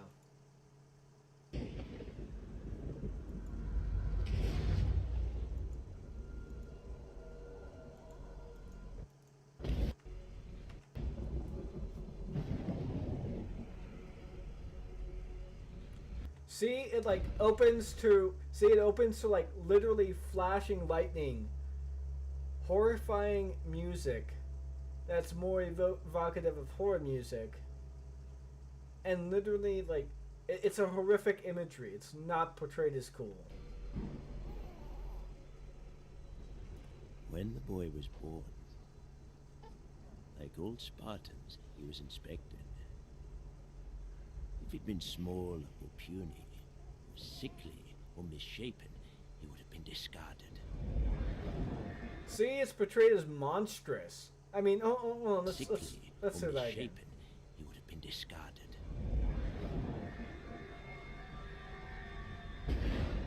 See, there's literally horror music playing on there. How the fuck could you say that's supposed to be cool? I mean, I don't know, maybe in Vosh's young fucking mind he thought it was cool and whatnot, but it's not. It's like... The time so, yeah. I don't know. I think he's like misremembering the film, and he's like going over like immature people who saying that, hey, Zack Snyder's cool. His like 300 thing is like cool. Eugenics is cool. I think that's what he's getting it from. That they kill infants that aren't healthy at birth. So they lie about like all of this stuff, and what it honestly felt like to me was like 9/11 era political demonization of Muslims, where you can have that viewpoint, but the comic is like literally published in 1998. So this is like pre 9/11 stuff. It's not Zack Snyder's fault that the comic by and large comes off in some form or fashion as like post 9/11 anti-Islamic propaganda. And not only that, like when it comes down to it,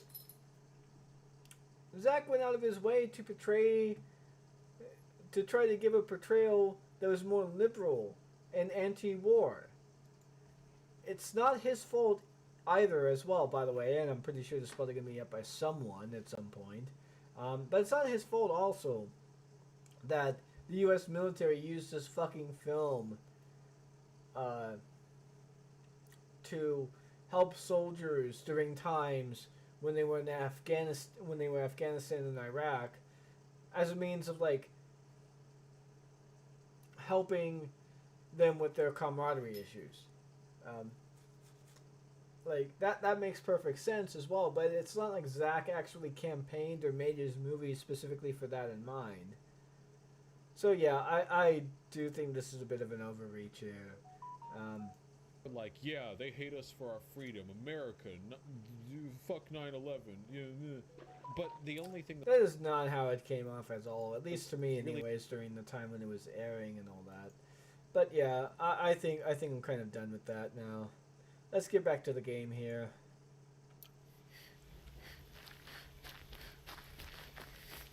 So, yeah. But anyways, that wasn't too bad. Like I said, Vosh's takes are kind of hit or miss depending on what he's talking about here and there. It seems like most of his misses are, for the most part, pretty much exclusively dedicated to his takes on Batman and Superman. The comic iterations, primarily speaking. So, and I say that because he said shit like, oh, Batman is a well-to-do, psychologically developed individual who is perfectly well-adjusted to a situation in society, while at the same time having no psychological and emotional baggage. Batman. Batman is supposed to be that. Like, We must speak. like, you're kidding me, right? Batman is psychologically well off for the most part. Like, no. Absolutely fucking not. Just like, I mean, we're talking about a guy who dresses up as a bat, runs around the city, beating up criminals as a means to cope with the fact that he lost his parents as a child. I mean, I don't know about you, but anyone who's even remotely familiar with psychological issues will tell you that Batman is not psychologically well off. He's not well-to-do. He's not emotionally well. The fact that he keeps adopting kids that are orphans, that have similar profiles as him, with the excuse that, or in some cases justification, but some people will say excuse, but there's a justification that quite literally he's trying to help them over trauma that he didn't have that much help with. So yeah, I just like, that in and of itself should showcase that you're just wrong on that. And Superman, whoosh. I mean, I can kind of understand his point on Batman somewhat, because he's got other points beyond that. But his takes on Superman, oh man, I see. There was one particular description that I believe I gave here real quick. I'll go and show it. Go and show it to everyone here. Yeah, it was this. It was this little thing here. Hold on. Yeah, this is the meme that basically showcases his take on Superman. I'll make a proper video on it more or less whenever I get around to it, and I'm gonna go ahead and see about where it is I can fit that in. You would, but yeah, there's gonna be a response video to Vosh and Mahler at some point in time. Mahler is, I'm gonna be extremely mean to in a lot of ways because he kind of deserves it. Aloy, let us speak. Well, Vosh, I'm going to be a little bit more amicable towards because, well, he has a lot more takes that I do like. With Mahler, on the other hand, you know, and not to mention with Vosh, he doesn't deserve it as much. Hold on for a second. Let's go ahead and take a bathroom break real quick.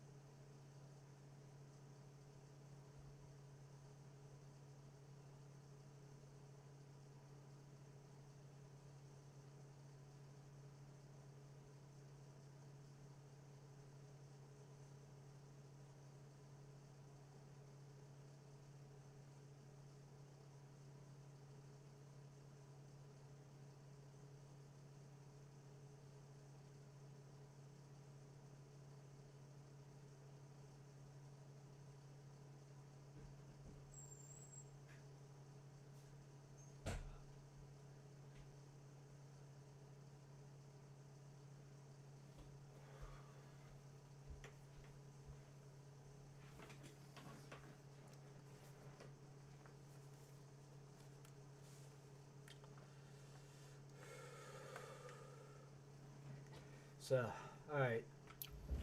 Let's talk to Ross now. So, it's time. Ah! You ready? What the fuck? What the fuck happened Actually, there? not yet. I'll come back in a bit. I see. I'll wait here then.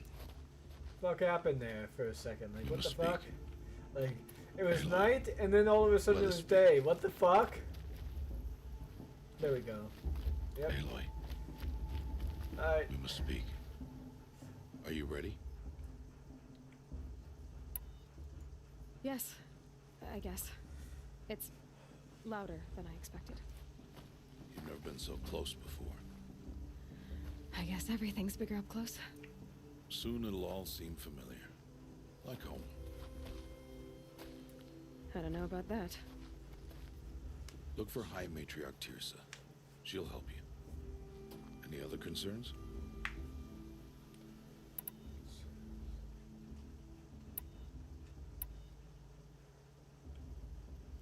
Are you sure they're gonna let me in? I've told you, Aloy. By law, any child outcast can run in the proving. And any who pass are made braves and are outcasts no more. I know that. But not everyone follows the law like you do, Rost. Have faith, Aloy. The tribe will honor your right. What should I expect once I'm inside? There will be people celebrating and feasting. More than you've ever seen in one place. No other village compares to Mother's Heart. It is the seat of the High Matriarchs, a center of Nora life, a jewel of the sacred land. Give it time, and you'll grow fond of it. As I was, back when I was at the tribe.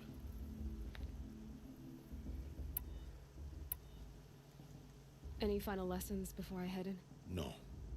You've learned every lesson the Wilds have to teach. It was you who taught me, not the Wilds.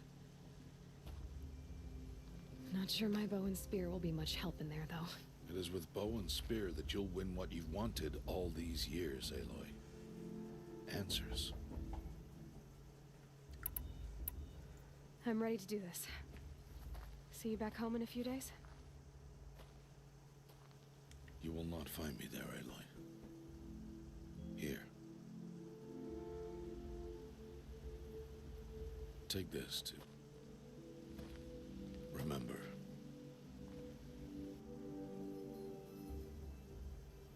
Why are you talking like we'll never see each other again?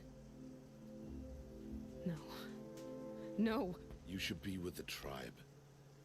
And I will always be an outcast. But I told you, I have that figured out. I'll come to you in secret. I'll be the one breaking the law, not you. You don't even have to talk to me. This attachment to me will only hold you back. It's my wish that you embrace the tribe.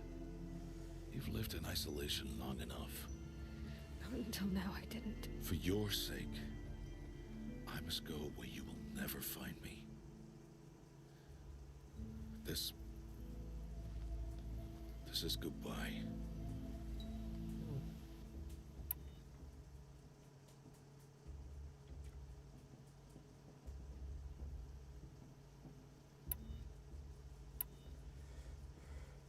Yeah, nah. I don't think she would even let Ross go. I mean, so, you know.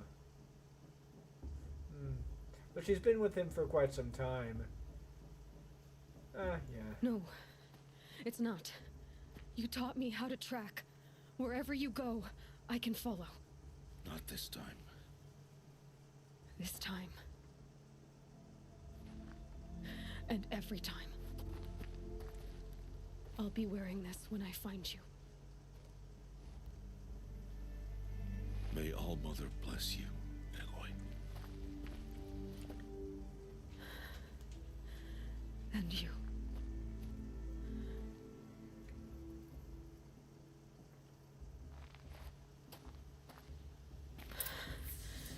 I have to let him go. For now. First, the proving. After that, I'll see where his trail leads.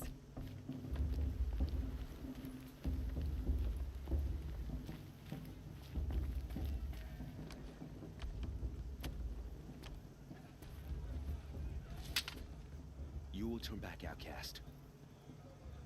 or lead? Your choice. Make way! Make way! Braves, stand aside. She is welcome here. Mother's heart is open to you, child. Come. I assure you, most Nora aren't so rude as those idiots. You're Tirsa? Who else would I be? Come on now. I've been waiting for this day a long time. You have? Oh, yes. But for the moment, I must leave you. I have other outsiders to keep safe tonight. You what? Envoys from another tribe, the Karja. Come to observe the proving, and oh, how the Nora hate the Karja. Karja? But that's my problem. We will talk later. In the meantime, enjoy the festival. Oh, down the path to the right, you'll find an old friend who can't wait to see you. But I don't know anyone here. Try telling him that. We will talk later. May the goddess protect. What is going on? Alright, here we are.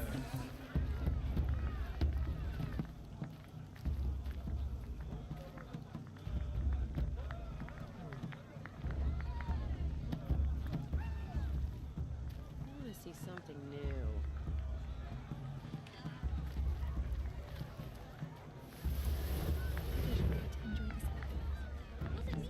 Whatever happened? I've been good. I like how they stop and then they all act like I didn't do anything. Ah! Like like the existence of a grown-up is actually gonna get them in trouble. That's funny.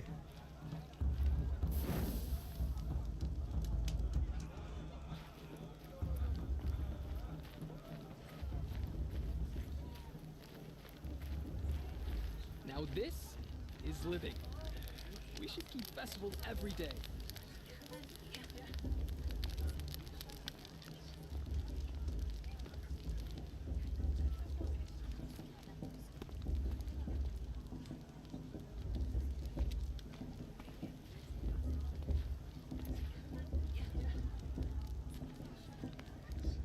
This heat crawls. Aloy! It's you, isn't it? Over here. It is Aloy, isn't it? I'm remembering your name correctly? Are you the old friend Tirsa told me about? I don't know you. I see you don't recognize me. Well, it was a long time ago.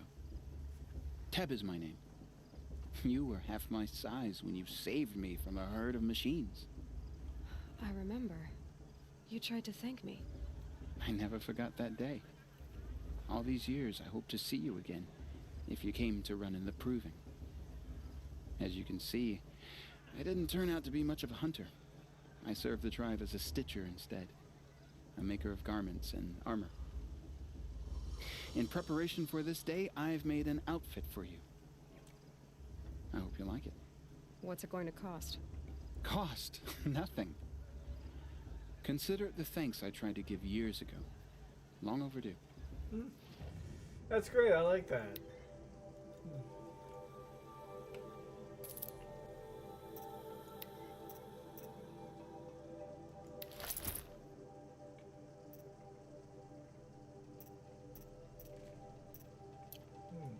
All right.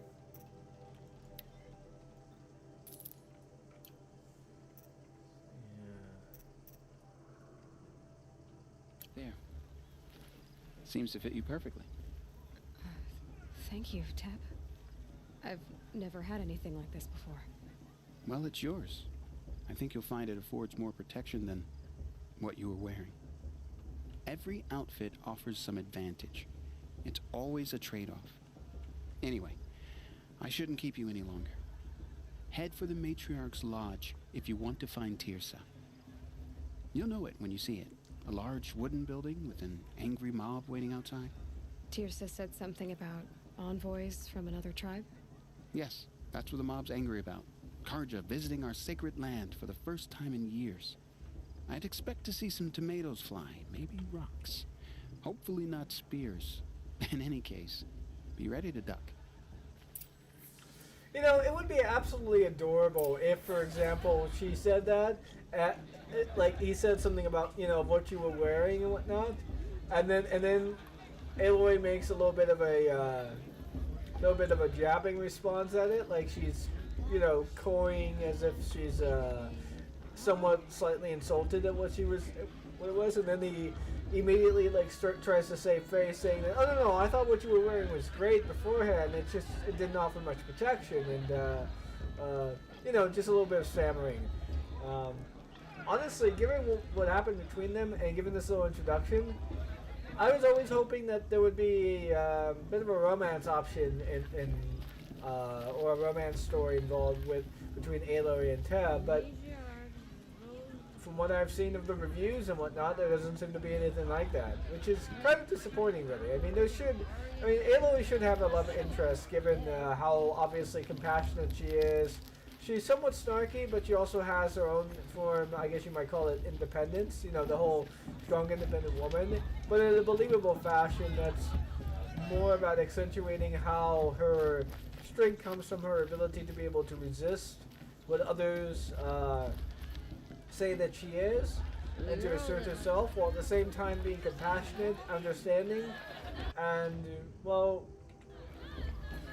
really having a sort of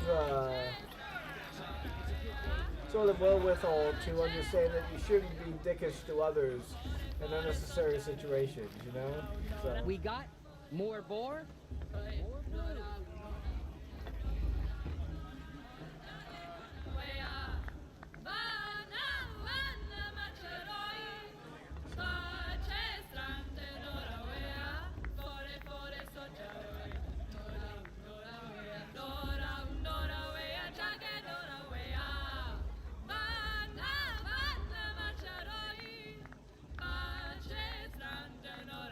It's all pretty enjoyable, Little good diversion here, you might imagine.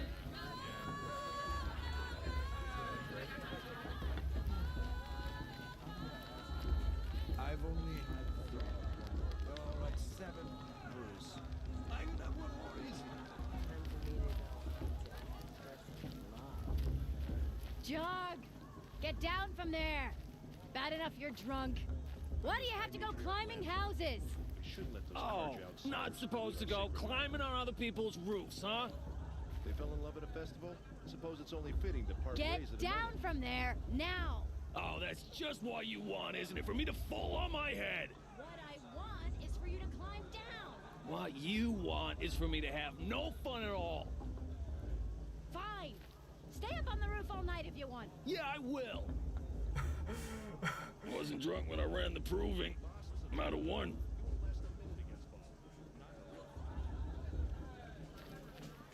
That is fucking hilarious. Oh man.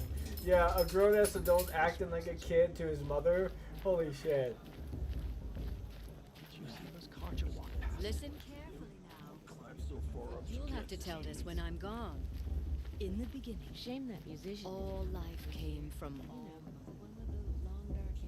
machines and beasts. All were her children. They lived alongside each other in the comfort of her wild embrace. But some grew restless. Though they took of her bounty, they wanted more.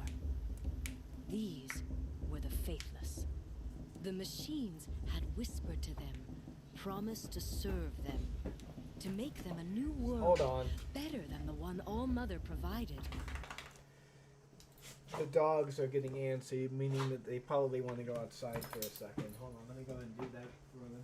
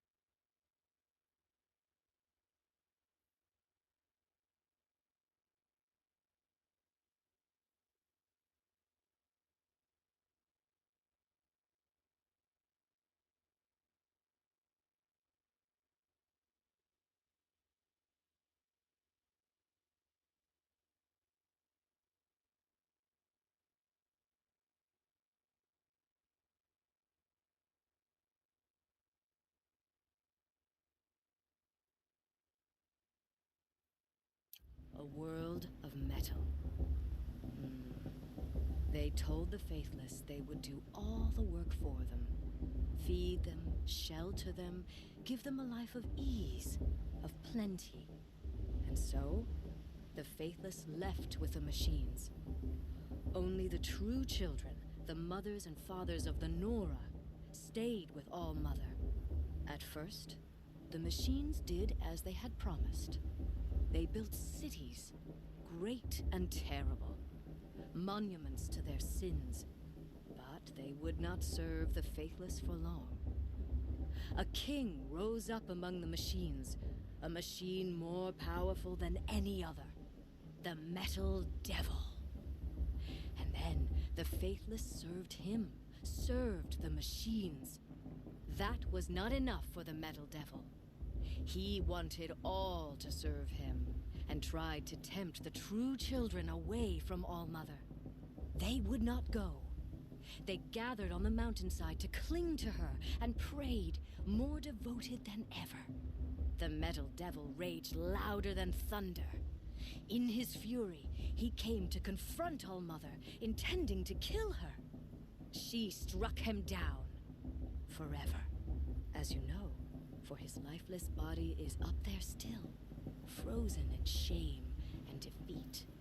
The machines were driven mad by the death of their king, and their minds became as wild as beasts.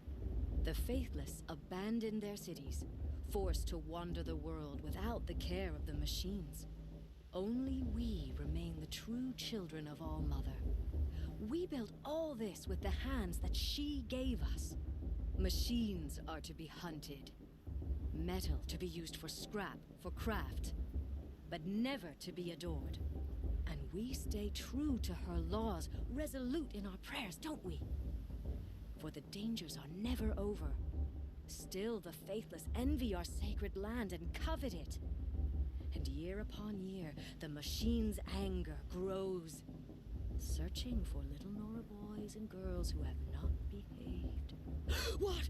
Nice. Is that a machine among us now? No. These old outcasts.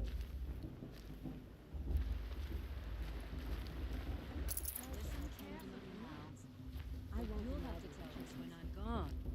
In the beginning.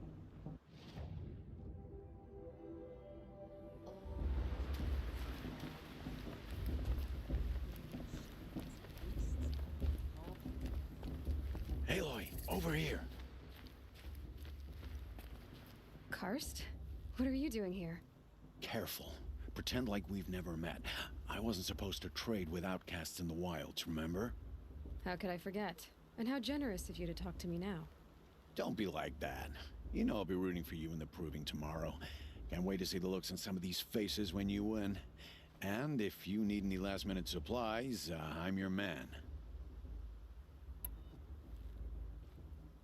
So, Mother's Heart. I thought you preferred the wilds. Well, man can't drink alone all the time, can he? Truth is, I get lonely once in a while. There, I admitted it. Don't think less of me. I won't hold it against you. If you give me a discount. You can't be. I'm joking, Karst. It's good to see you. Don't go soft on me.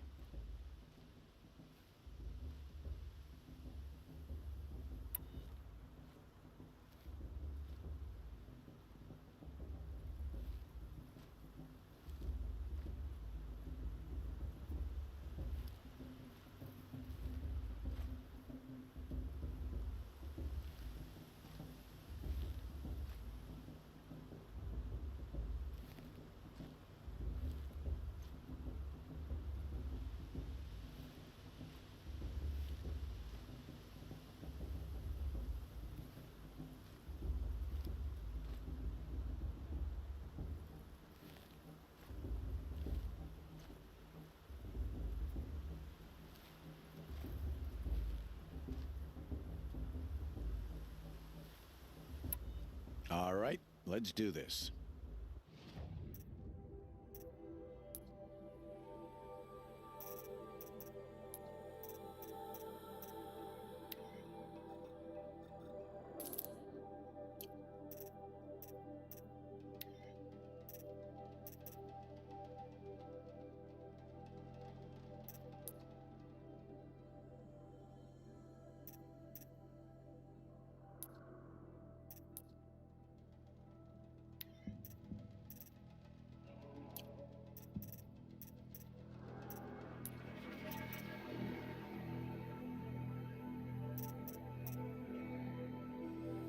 Until next time. Next time, you'll be a brave.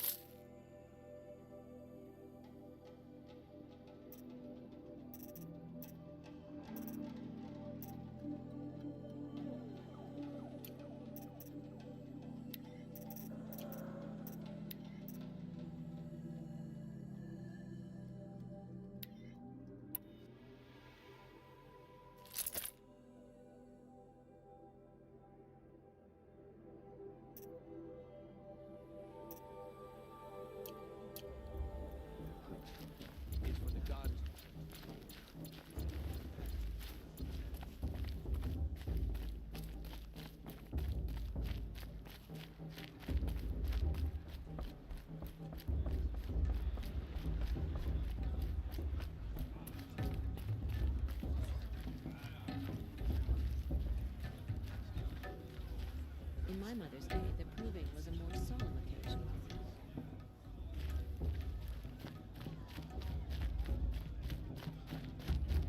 Like this better than the proving itself.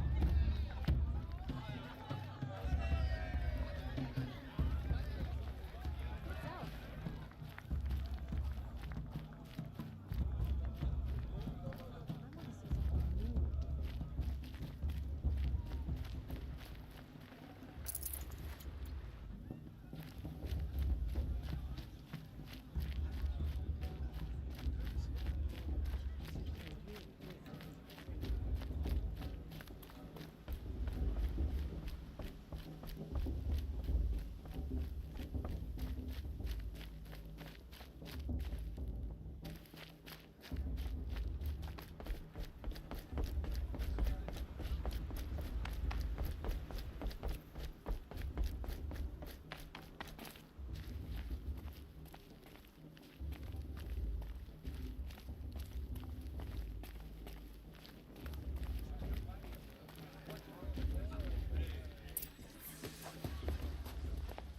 In a moment, we shall bless the proving. But first, we have guests to welcome. For 2 years, we have been at peace with Akarja. It is time to restore our bonds of trade with Meridian. These envoys come to us under a banner of peace. Peace. It's peace. An enunciation of gratitude written Killers by the and hand slavers! of Yeah! Sun King Yeah! of Killers and slavers! Hey, hey! Luminance of Hold your fruit, Nora Faithful. Hold your fruit. Now I'm Azaram, not Karja. So I'll put it to you straight. The 13th Sun King was a murderous bung. He was. He was a tyrant and a monster. Raided my tribe for blood sacrifice, just like yours. My own sister was taken. I hated the Carja. But the 13th king is dead. 2 years now. Who killed him? The 14th. Yeah. Not because he lusted for power, but because someone had to put an end to his father's atrocities. Yeah! The message that this poor priest means to read is an apology. Straight from the lips of the 14th king. So please, can't you lend him your ears? Thank you. An enunciation of gratitude, written by the hand of Sun King Avad.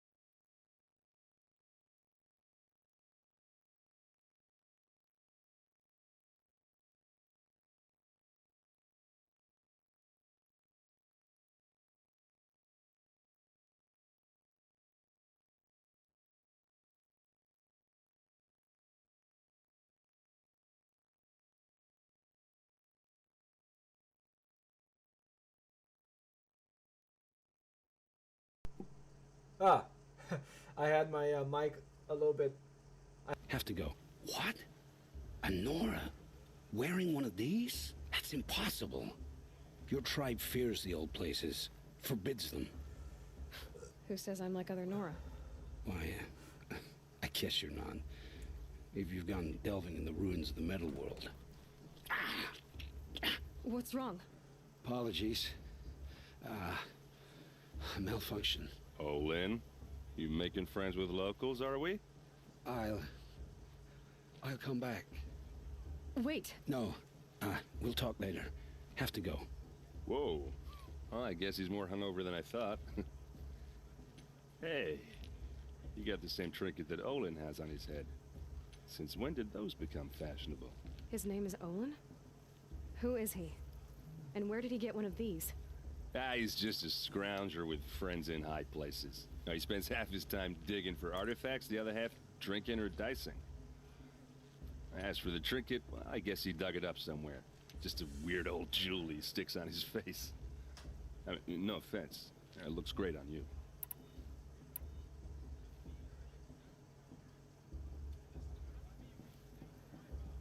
I thought your friend was gonna go down in a hail of fruit, but you really calmed the crowd. Thanks.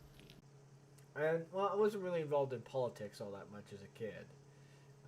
Later on, of course, I did become more involved, and oh look, another spammer. Huh. Report. There we go. But yeah, the way in which I found out was quite literally, in high school, a friend of mine made like, basically made 2 cups, the Twin Towers and all that stuff, started cutting started making a paper airplane, cutting a hole in one, you know, putting the paper airplane through it and all that stuff. And I thought, you know, and he thought it was kind of funny. I honestly didn't get why it was funny, but he was having a good time. And there was another kid who got really, really fucking angry at him and basically tried to assault him, tried to fight him. And I had no idea why he was so angry. I didn't know what was going on, so I asked around, so, hey, what's going on? Why was he so angry? It's like, dude, don't you know? It's fucking 9/11. It's like, no, what the fuck's 9/11? And that's how I found out. So, yeah, kind of a strange thing there. I mean, some people on the West Coast probably didn't know that, and some people on the West Coast probably won't admit that. But I am. I'm willing to admit that. I have no problems admitting that, because, hell, I was a kid back then. Well, why would I have to know 9/11 as a kid growing up? I wouldn't. But even an outcast knows about the derangement of the machines, right? How they get deadlier every year? Well, the mad Sun King figured if he spilled enough blood to the sun god, it would calm the machines. Didn't work. But for years, he raided the tribes and took captives for sacrifice. My sister among them. The Nora put up a good fight, but lives were lost.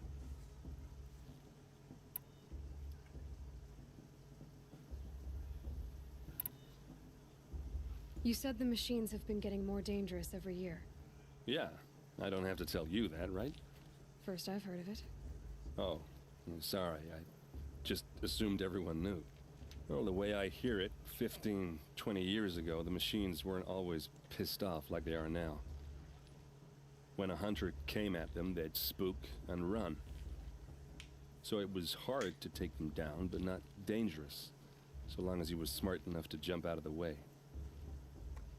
But then the derangement starts up and everything changes. Now, when a hunter fires a shot, the machines snarl and charge right at him. A few more years pass and they start attacking people on sight. Going anywhere becomes a major risk. If that wasn't bad enough, entirely new kinds of machines start showing up. Bigger, meaner, and heavily armed. Like the Sawtooth. Yeah, 10 years ago, that one. But every couple of years or so, something worse comes along. Believe me. So what's making it happen? And no one knows. And the machines, well, they aren't telling.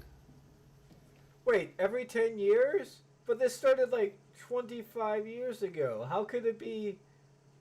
What? They clearly didn't do too much checking on the dialogue, on the writing of the dialogue there. Now, this, say, for example, happened 2 generations ago, on the other hand. That would make sense, because that's like 60 years ago. So, yeah. But, I mean, how could you know this as every 10 years when it's only been 25 years? That doesn't make any fucking sense. You'd only have 2 fucking decades to go off of, and I don't think you'd even notice the pattern until you start reaching the 4th or the 5th decade. Oh well.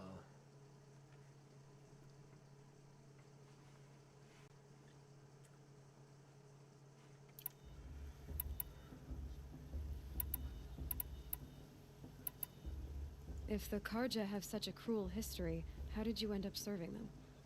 The last king and his men were butchers. But the new king wants peace. There's nothing cruel about that. Besides, the Karja don't just fight, they build. Take Meridian. Next to it, Everything else is just a bunch of sticks and stones. So, what happened? How did it all end? The Mad King's own son united Karja rebels with Oseram freebooters. And together we did the impossible, took back Meridian and killed the crazy old king. So now the son sits on the throne, and it's a big improvement. Under Avad, there's no more sacrifices, no more slavery. People from all tribes are welcome in Meridian now, even Nora exiles. You really should come visit.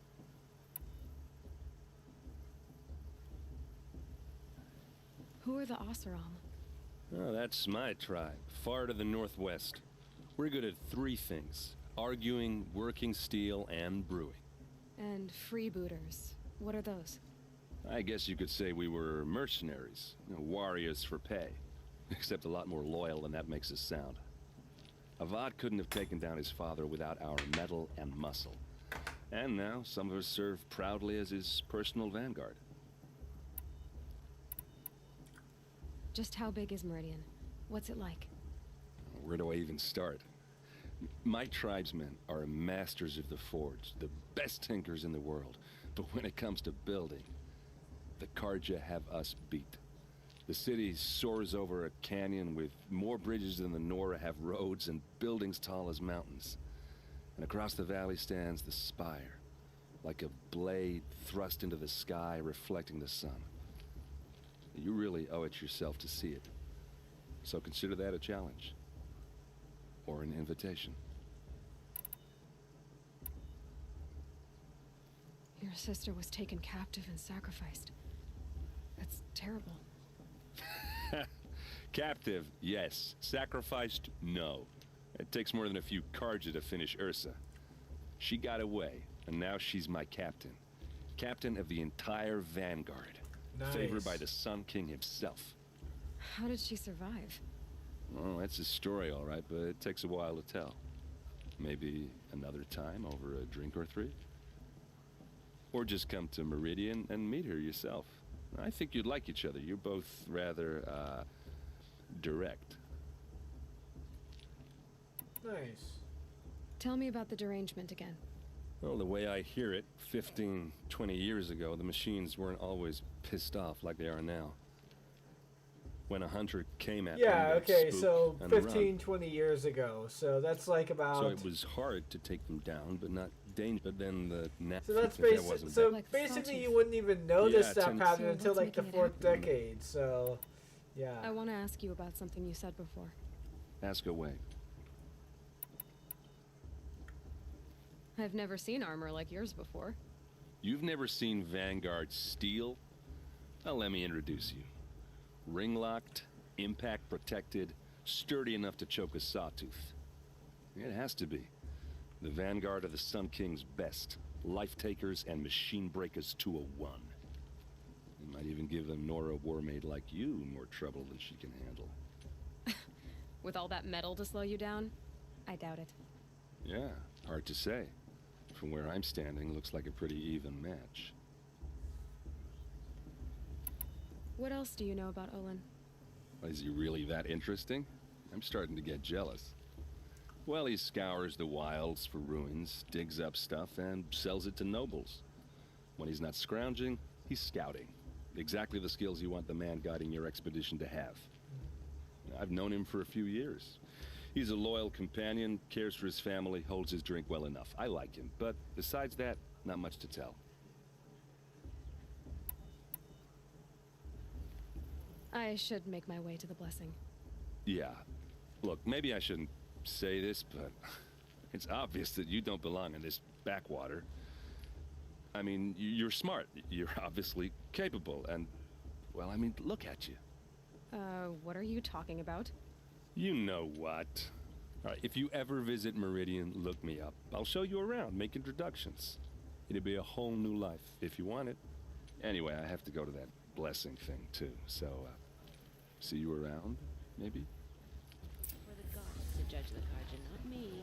Was he flirting with Aloy? Oh man. Oh man. I don't quite remember that flirtation bit there when I played it last time, but that was pretty good. Yeah. Hold on.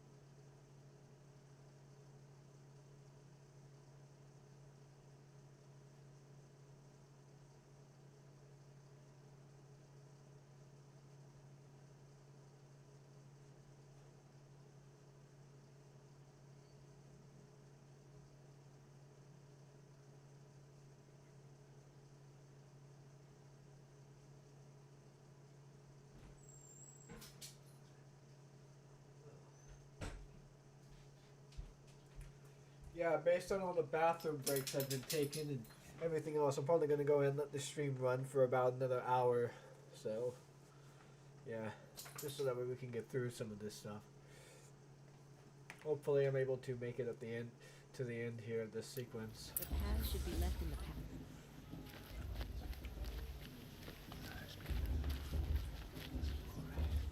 Alright, okay.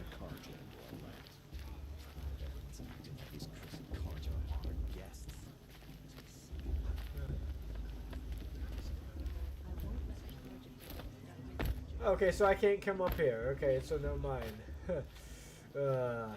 Visible wall. Who could have thought?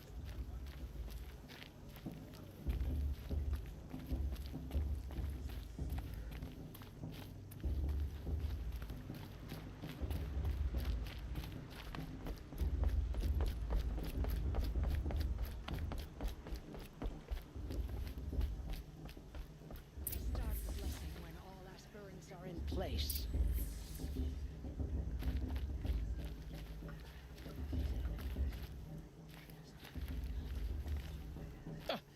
Oh! Expecting more tomatoes? In truth, I thought they were throwing stones. Stones hit a lot harder. You'd know the difference. If you wish to speak, we should do so after the ceremony. I'd rather not hold things up, or do anything else that angers these people.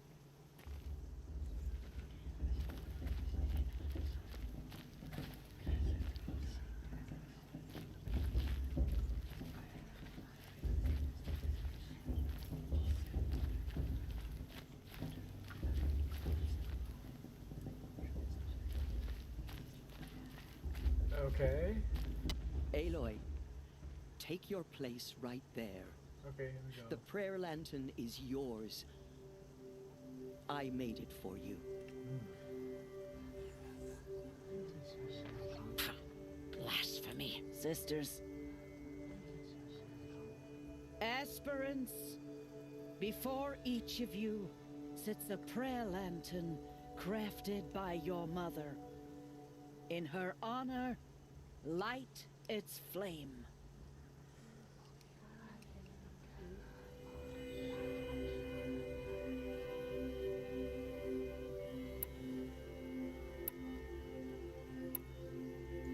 In honor of Rost.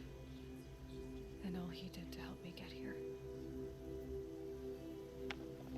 Oh, Mother, hear our prayer. What is the child but a mother's hope that takes flight? A glowing flame that climbs the air, set free to the wind, sailing the sky till it fades and falls. So, from one to another, passes the chain of love.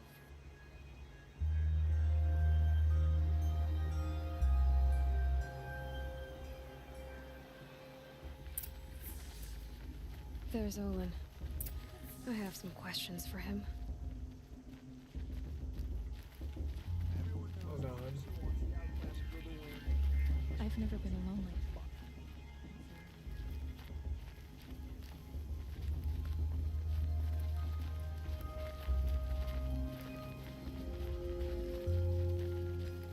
Everyone always says that.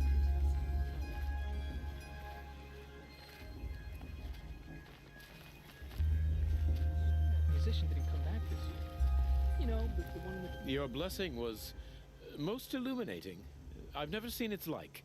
A rare gift indeed. But you don't believe in Allmother, do you? Usually the distance between our tribes shrouds Nora ways from Karja eyes. But here among you, I see a beauty that shines true. Perhaps Naman is right after all, that the sun's light brightens all lands and all peoples. Who's Naman? One of my brethren, who believes the sky is wide enough for the faiths of all tribes.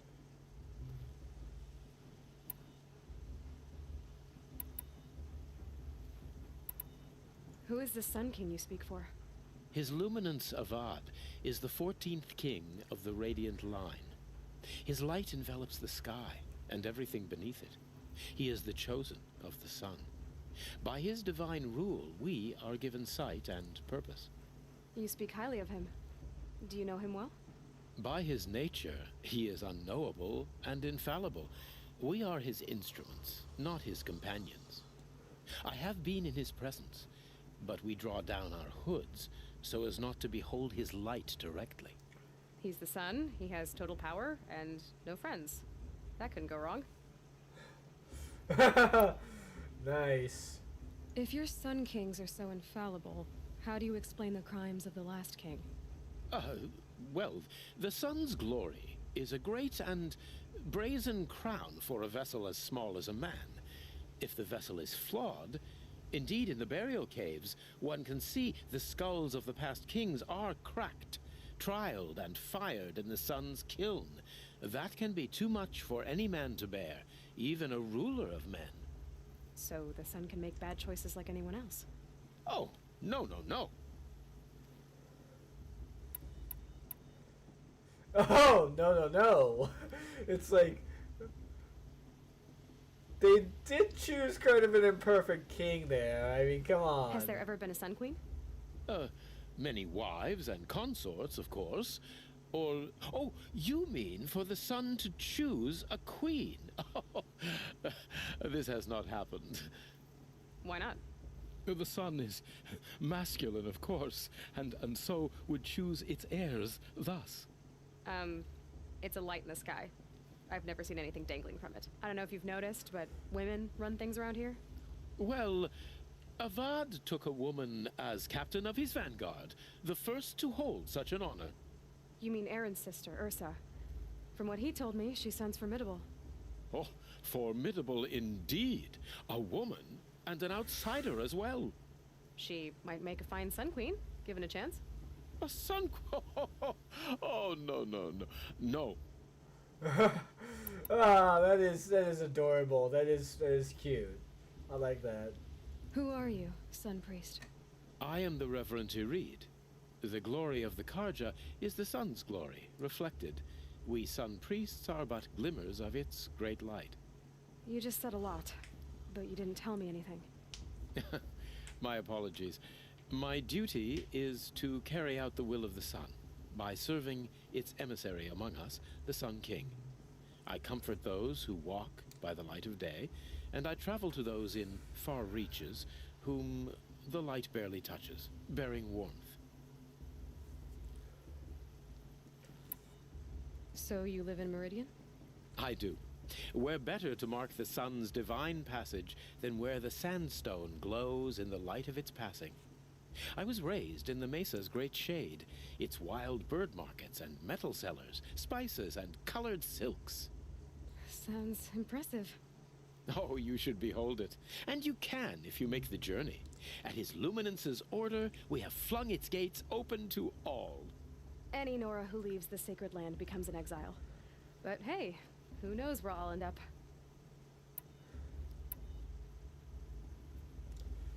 Did you come all this way just to deliver your Sun King's speech? It is my duty, and also my honor, to carry the light of atonement to those we overshadowed and wronged. I swallowed my fear, but it re-emerged. I am glad Erend Van Guardsman made this journey. He is my shield, a good man. Why were the Karja at war with the Nora? Under the 13th Sun King, the Karja had no peace with any tribe. His luminance has sent those days to dusk. We must renew the light that binds us, though few volunteered to come here. The Nora scare you. They're good at making people feel unwelcome. It's said one soldier died for every Nora taken alive. But I see you can be as calm as you are fierce. This has been illuminating, but I should get going. You have already been blessed, but may the dawn find you, the day warm you, and the dusk have light to guide your path.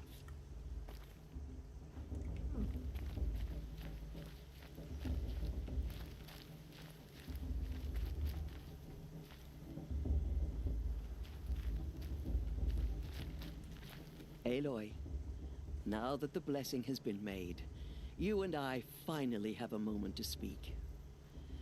I hope the ceremony wasn't too unpleasant for you, given your circumstances.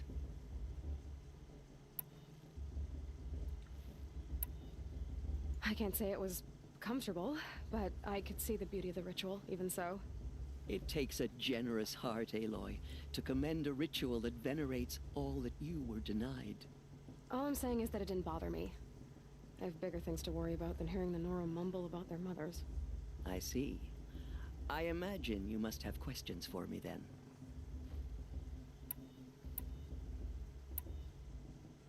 It surprises me the tribe lets outcasts run in the proving. It's not like the Nora to be so hospitable. It has always been law that any child outcast has this right, as a means to rejoin the tribe. So far as I know, however, you are the first ever to exercise this right. I'm not surprised. I doubt many outcast children survive long enough in the wilds to come of age. I think, rather, it is because child outcasts are so rare. In all my years, I've only known of one other child who was cast out. A boy of 13, who killed his mother. But at the proving 5 years later, he did not appear. No. I'd be surprised if he survived very long on his own. But at least he had a chance. Other tribes would have simply executed him. It may be hard for you to accept, Aloy, but the practice of shunning is, relatively speaking, humane. Oh, is it? Try it out for 18 years, Tirsa, and then let me know what you think. Doesn't seem to be, Yeah, honestly, I kind of agree with Aloy there. I mean, being shunned out and cast out at such a young age with almost no reason given, and without knowing why, is pretty damaging to a kid, so, you know. Ross told me that matriarchs don't just lead the tribe. What else do you do? We teach, offer counsel, give blessings. When necessary, we judge. Our only concern is the welfare of the tribe. Among our number this year, we count 3 high matriarchs and some 30 lesser matriarchs. What's the difference? Matriarchs are grandmothers with 2 generations of living progeny. But a high matriarch is a great-grandmother with 3 or more generations to her name. Thus do we speak for generations, lending our opinions weight. The high matriarchs most of all. So, the more children you have, the more authority you get? I guess that's one way to decide who leads a tribe. Why would there be any other? Got a point there. I mean, the more children you have in a tribe, you know, the more of a stake you have within it, you know? So... Why does Lansra hate me so much? She is a woman of extreme opinions. More than that, I cannot say. It's not my fault that I was born, or that the matriarchs decided to cast me out. I side with you in this matter, but there are differences of opinion, and any vote of the high matriarchs requires a majority. Why was I made an outcast at birth, Tirsa? What crime could I have committed even before I was born? Aloy, this is not a question I can answer. Why not? It's simple enough. And what about my mother? Is she here tonight, watching me? Or is she dead? Is she here? Or nowhere? I am sure your mother is here with us, if only in spirit. That's not really an answer, is it? Just so you know, Tirsa, the reason I'm here is to get answers. Real ones. And when I win the proving, I will demand them. I know, Aloy. I would expect nothing less. What about Rost? Why was he made an outcast? So, he never told you? He said he swore an oath never to speak of it. Yes. As did I, and the other matriarchs. I'm sorry, Aloy, but Rost's past is another secret I must keep from you. What else is new? I should be going. I'm sorry if I've been too harsh. It's just... I've wanted answers for so long. I know, child. You're not the only one who's waited years for this day. I will be praying for your success. That blessing wasn't bad. Nice and short, anyway. But I know a half-dozen Oseram tinkers who could put on a better fireworks show. Oops. I hope I'm not throwing a wet blanket on your sacred ritual. It was nice. Really. Yeah, well, good luck in that proving thing. Maybe I'll see you in Meridian someday. Who knows? Let's go to Olin, see what he has to say here, and let's continue on with the game here, shall we? Hello, Olin. Oh, You know Olin. my name? Ah, guess Aaron told you. Why did you act so strange when we spoke earlier? Must be this festival. I'm really not one for crowds. Maybe I should just turn in. Stop dodging my questions. All right, cool your fire. I got nothing to hide.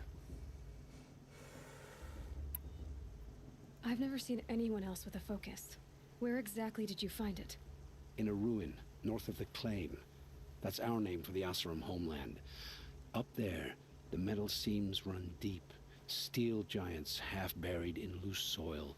Forgotten caves that the old ones bored into mountain rock. Your eyes just lit up. I found my focus in a cave just like you're describing. A ruin of the old ones. If you've delved yourself, you know as much as I do. Go to those places for answers. Not me. Alright.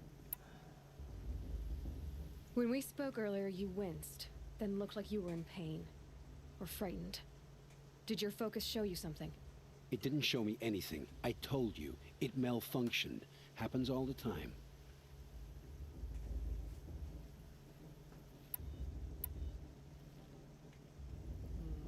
You're not a very convincing liar. Do you always accuse people you've just met of lying? Only the ones who aren't telling the truth. Fire and spit, girl. I'm a plain hammered man with nothing to hide. You don't believe me? That's your trouble, not mine.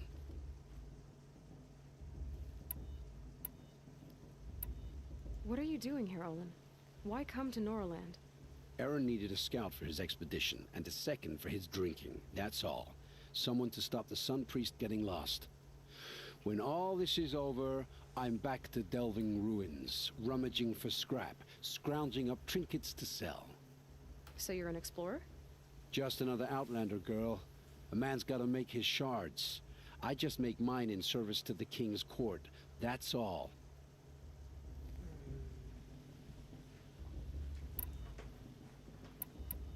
When we spoke earlier, you winced, then looked like you were in pain. It didn't show me anything. Ah, okay. I don't understand. We have this device in common, but you can't wait to stop talking to me. I already have all the friends I need, girl. I don't need the bother. I'm used to being shunned by the tribe. I thought you'd be different. It's nothing personal. It really isn't. You should... try to enjoy yourself tonight. Big day tomorrow. Always best to make every day count. Yeah.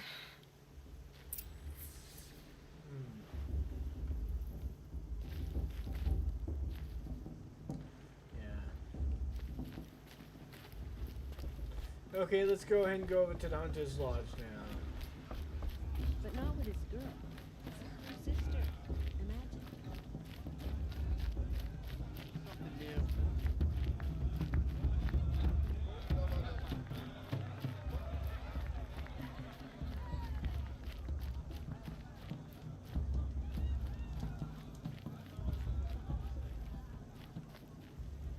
Go away.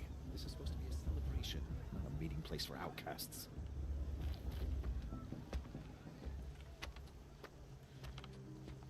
Motherless chuff. What did you say?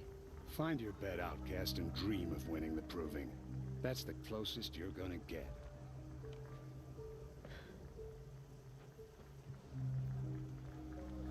Oh, this is the bedhouse?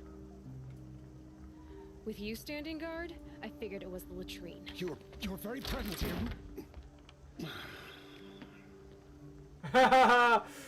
Nice. Well, well.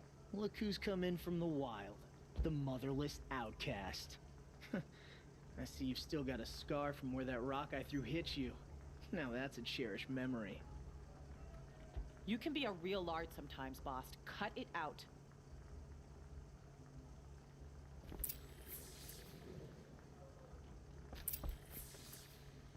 We saw you talking with the outsiders. Couldn't convince them to take you either, huh?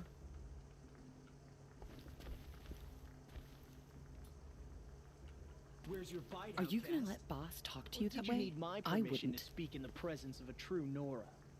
This is your battle to fight, not mine. Aw, you even try to dress like a real Nora. Not that it fools anyone. So this is how it's gonna be with you, is it? This is how it's gonna be with everyone, outcast. You belong in the wilds, not Mother's Heart. And you definitely don't belong in the Proving.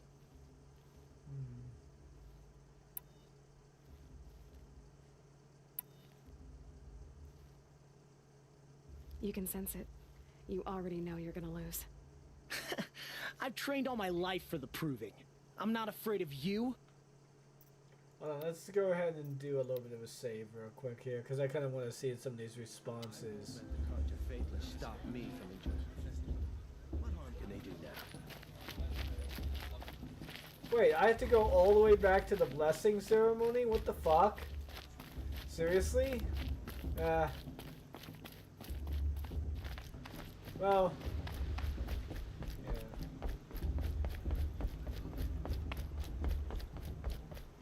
Okay, let's go back to the blessing ceremony. We're gonna skip all the dialogue since we already know what to do and how Aloy.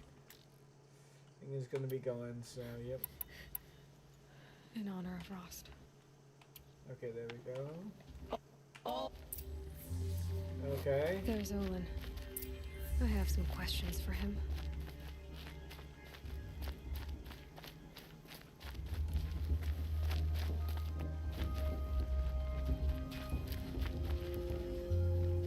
Aloy. Now that I hope the I can't say it was... It takes... All I'm saying... I see. It surprises me the tribe It is all so far as... I'm not surprised. I think a boy if... But at least... But the practice... Why was I made an outcast at... Aloy. Why not? And I am just so you know... I know, Aloy. Ross told me... What's mate but a thus... So... Why does Lansra hate me so much? She is... It's not... I saw... What about Ross? So... He's... Yes. What else? I should be going. I know. Okay, there we go. That blessing wasn't bad. Oops. Yeah, well...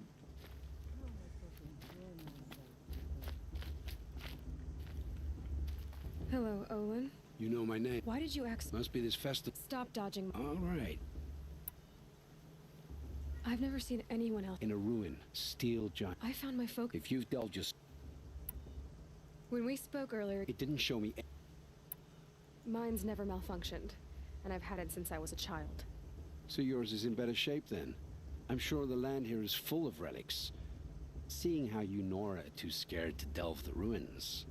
Because they think ruins are cursed. But I never said I think that. If the North acknowledges a curse, I'm inclined to agree. What are you doing here? Aaron, we're not just... I don't understand. I'm used to being... It's nothing. You should... Alright, got through that. Let's go ahead and go back here.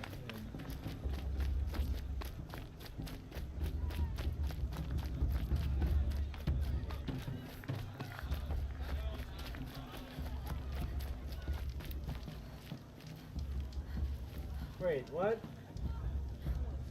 Oh, I must have accidentally hit the, I must have accidentally hit that, so yeah. Well, what?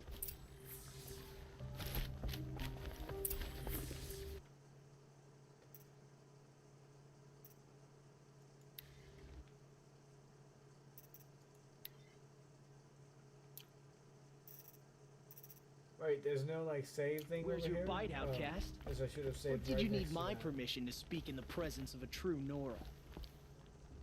Aw, you even try to dress like a real There we Nora. go. Not that it fools anyone. So this is how it's gonna be with you, is it? This is how it's gonna be with everyone, outcast. You belong in the...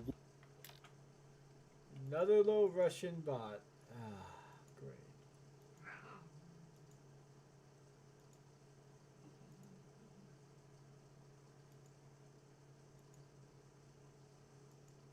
Wilds, not Mother's heart. And you definitely don't belong in the proving. The only way you know how to feel strong is to make someone else feel weak. It's not working. I've trained all my life. You'll see tomorrow how strong I am. Oh, I've seen plenty. You grew a man's body, kind of. But down deep, you're still a scrawny little brat. You know, I often think of the day I gave you that scar. It's a cherished memory. Yeah. The look on your face when I knocked that stone out of your hand was pretty entertaining. But I suppose you leave that part of the story out when you tell it, don't you? I branded you that day to mark your shame. All you did that day was make me stronger. Just wait. I'll show you tomorrow. Yeah, right. This is boring. Time for Boss to get some sleep. You'll be the one surprised tomorrow, outcast. Not me. Oh, are you gonna shut your mouth? Because that would be a surprise.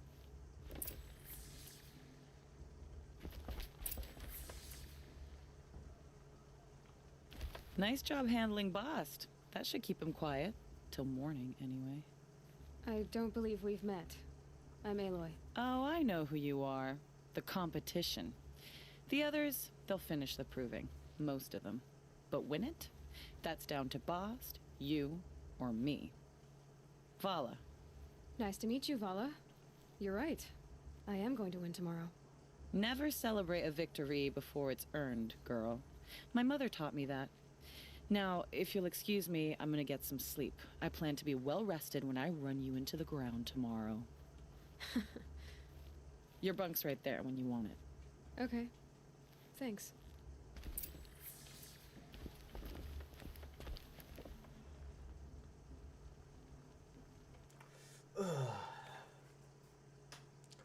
Gotta head off to the bathroom again. Whatever I ate clearly is not agreeing with me.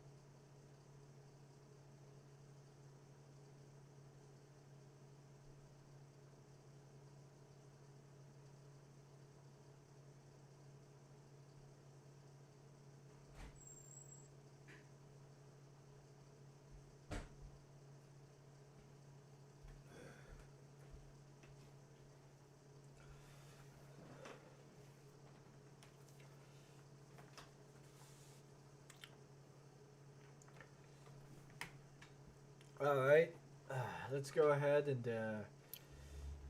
get on with the game. So, your first day in Mother's Heart.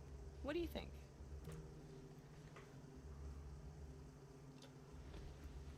You've never slept in a Nora Lodge before. Not very private.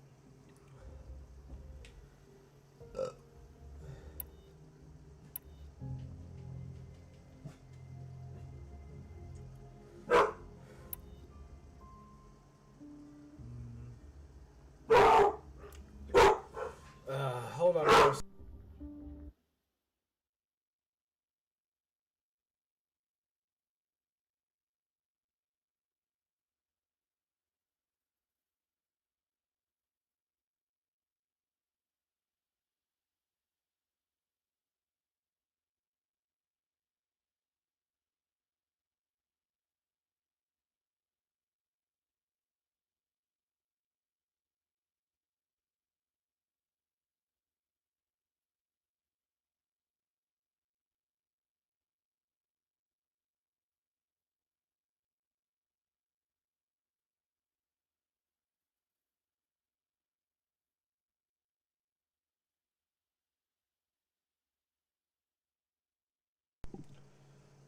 Dogs were freaking out about nothing there, it looks like.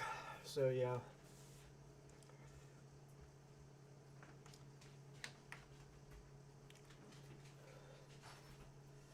Alright.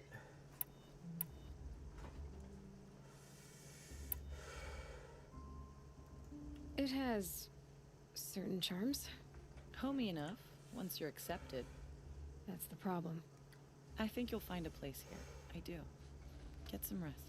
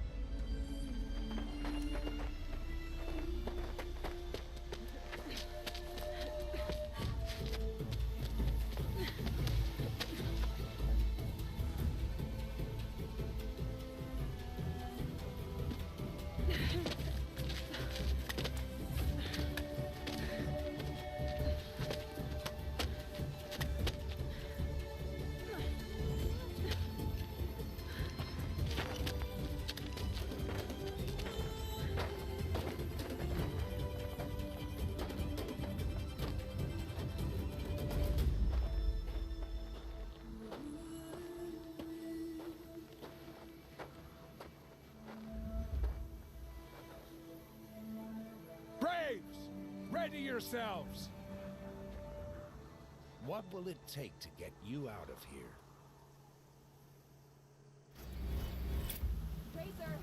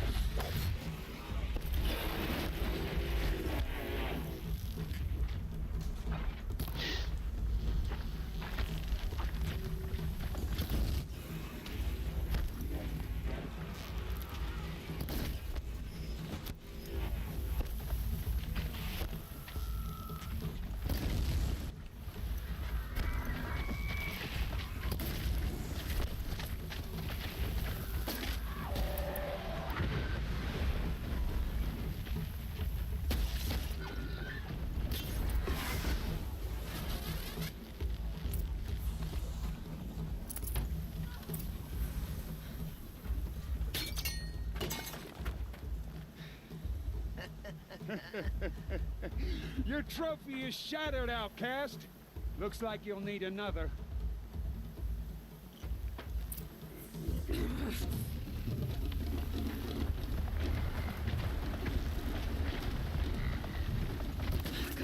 And again.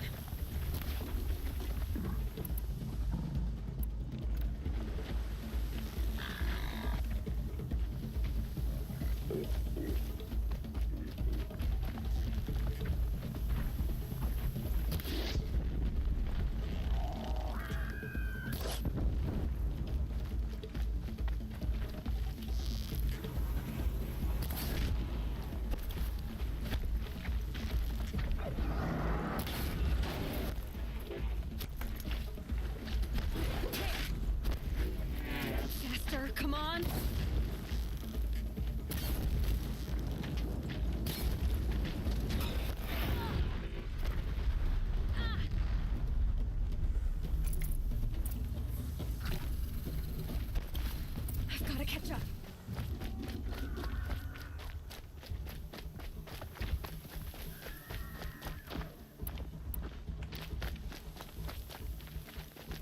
I've gotta catch up.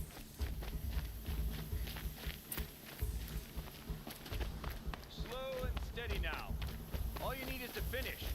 That makes all but one. Is the outcast coming? She was behind me.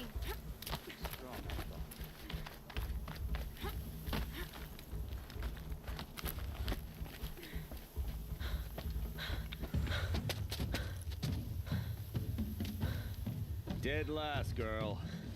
Might as well walk from here. Boss will win or Vala, but you'll be made a brave so long as you finish. Oh, now. That's an old trail. 2 died on it last year. It's falling apart. Better dead last than dead altogether.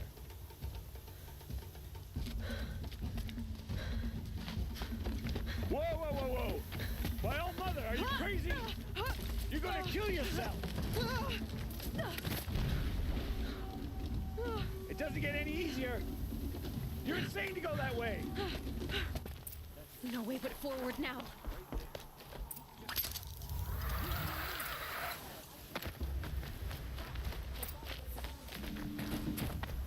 Come on now. Faster. Stop dragging.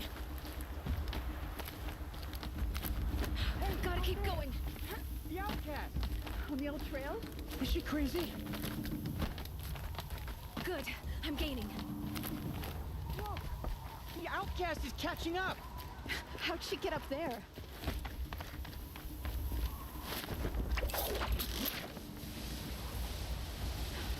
Made it. Come on now, hurry. Keep at it.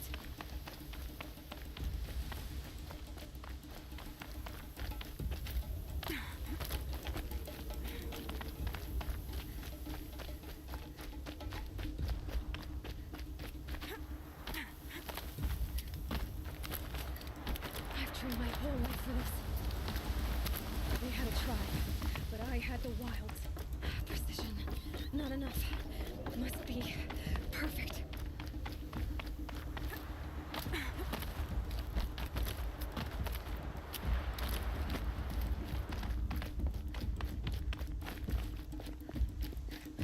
Come on, you can make it. Can't let them beat me now.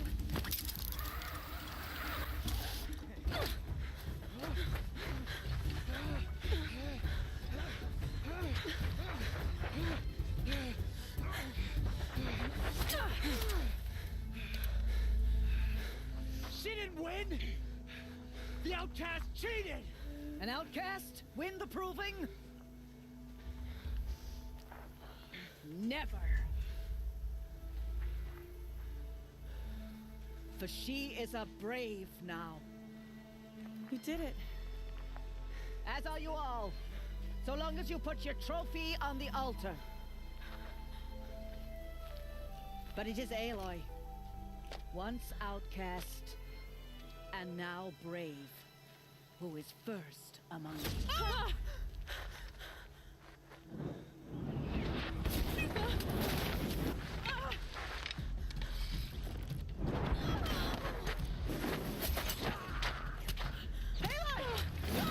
Keep them pinned down till the others arrive. We can't stay here. That's the way out. But we won't make it under fire. The kids shoot if they're dead. Keep them busy. I'll find an angle. Bast! Bast! Are you with us? I'm with you! Let's go. Now!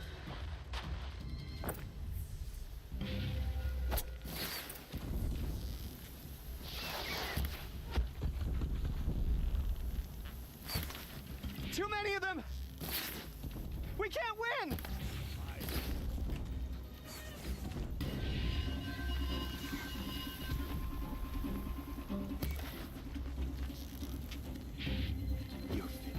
We can't hold them! Oh, Mother, help us!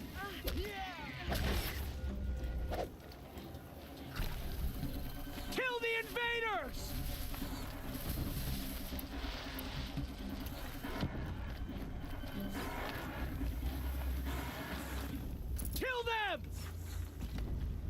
too strong! We can't stop them!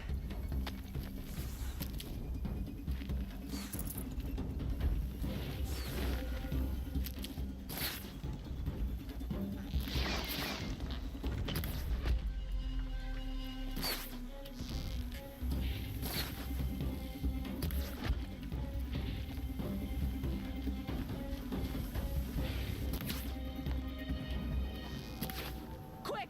Run for the slip wire!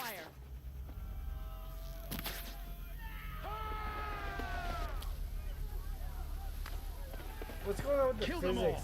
No witnesses, no survivors!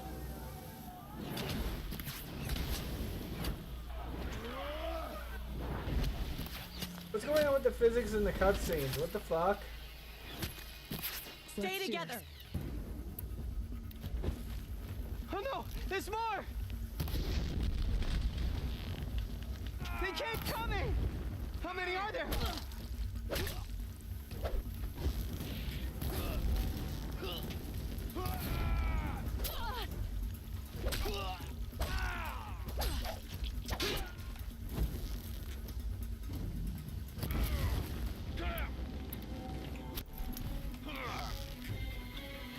Watch out! There's more of them! Too many of them!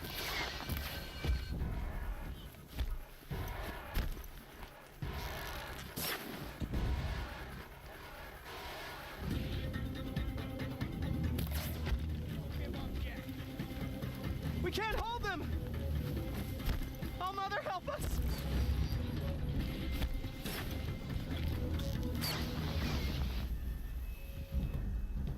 Kill the defilers!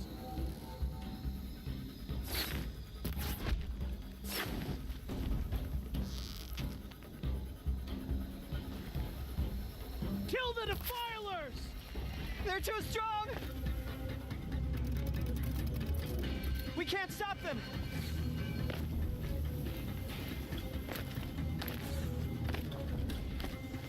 Kill them!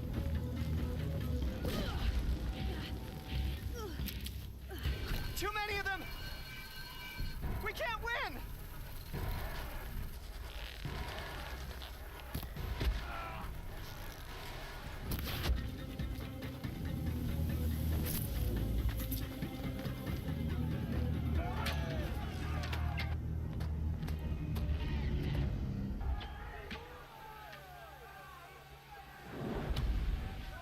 Now, descend while we have a chance.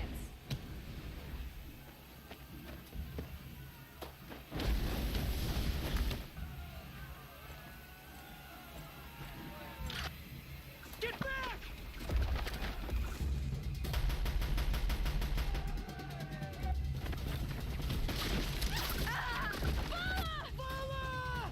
No!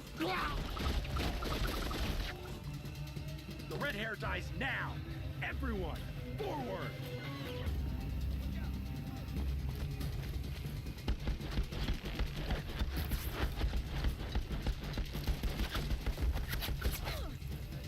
Can't save you.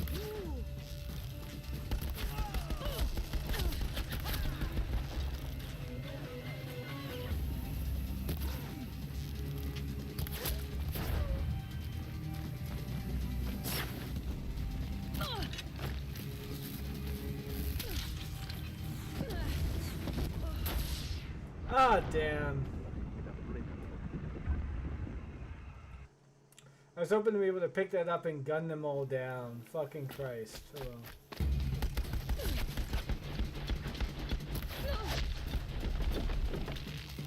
You will perish.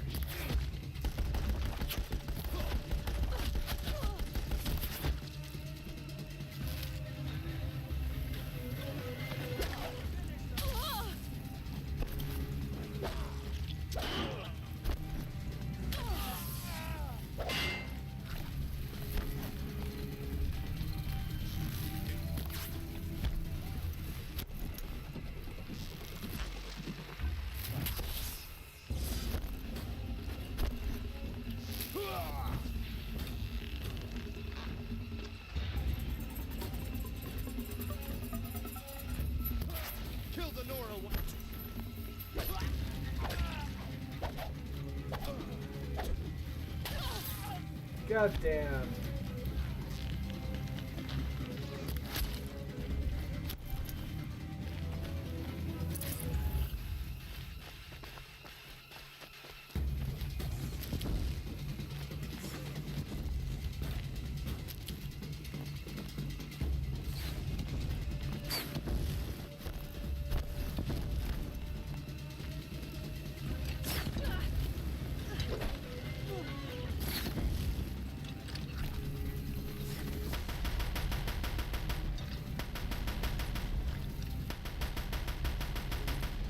There we go.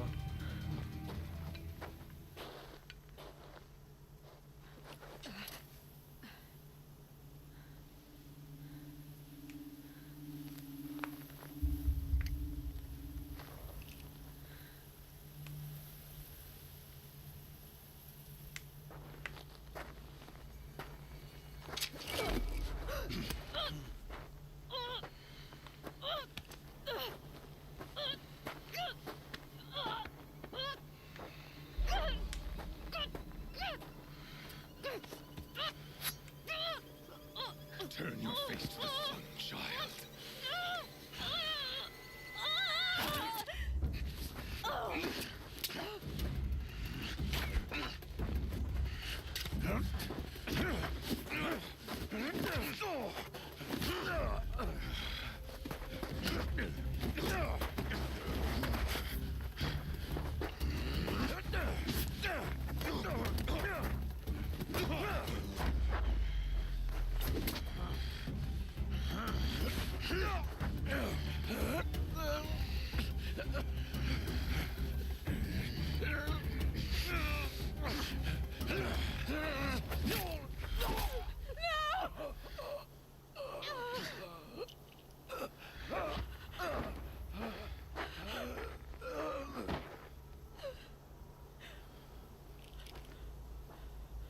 Burn it all, then to your task. As you command.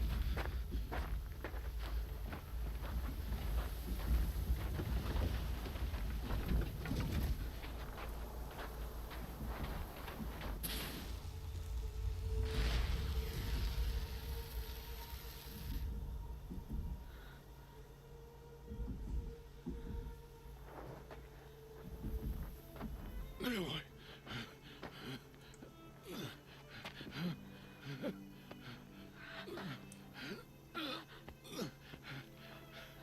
Aloy.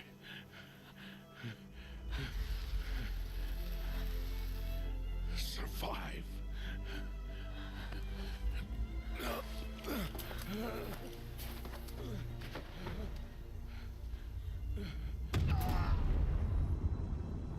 Oh yeah. That honestly really does suck.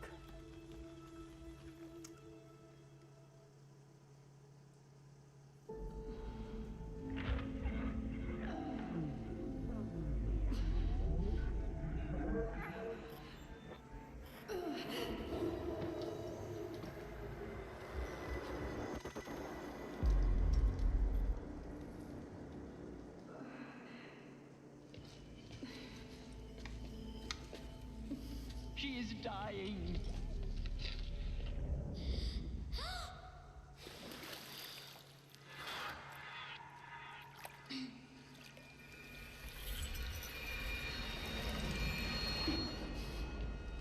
To take her there is blasphemy. She should be near her mother.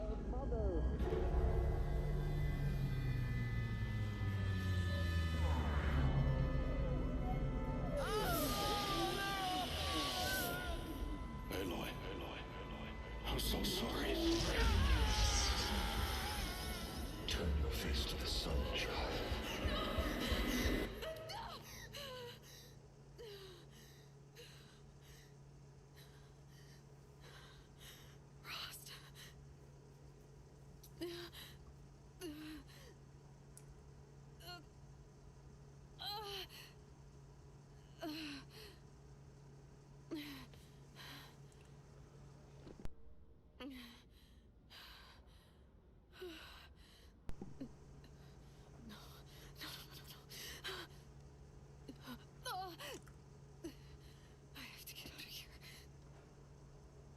I need my focus. No.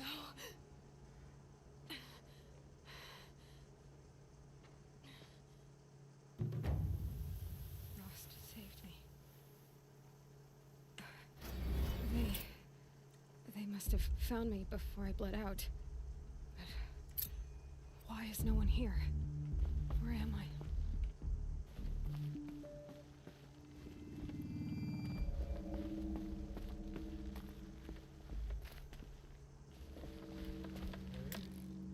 Alright.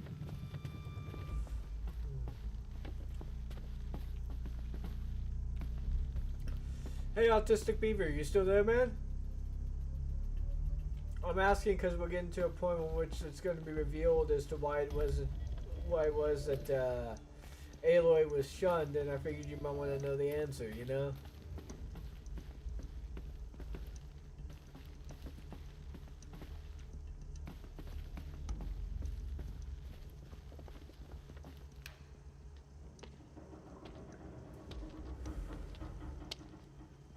My clothes. Good. But where's my focus? It's here. Okay.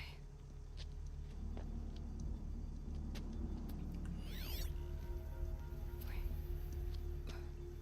Am I inside the sacred mountain? But only matriarchs are allowed inside.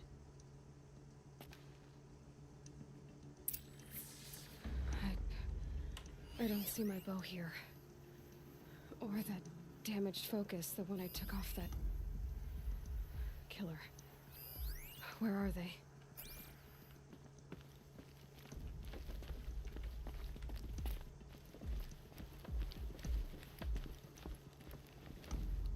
I should keep looking.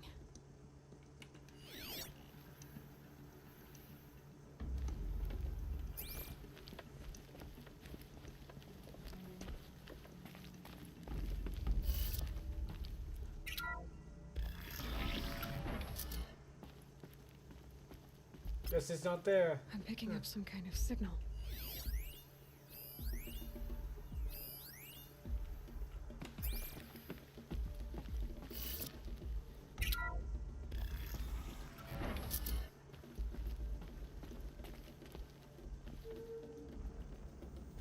It looks like the ruins I fell into when I was young.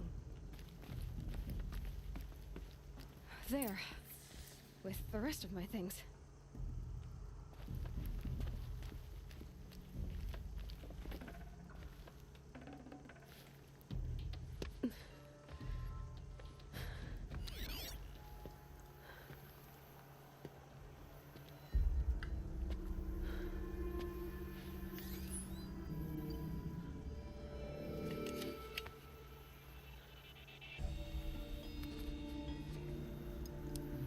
Now, what can you show me?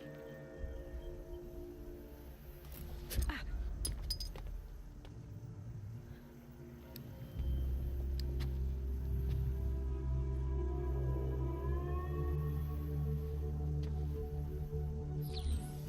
All commanders, halt excavations and proceed at once to the mission point. Avoid all contact with Nora savages, but if you are seen, kill every witness. Target imaging attached. Do not fail.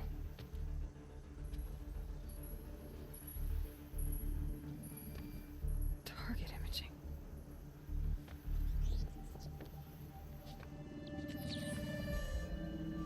Who says I'm like other Nora? They saw me through Owen's focus. How is that possible?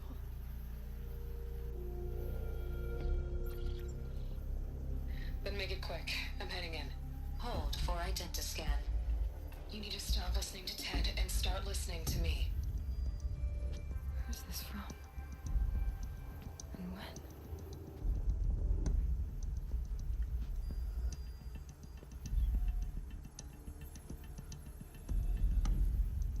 Are you my mother?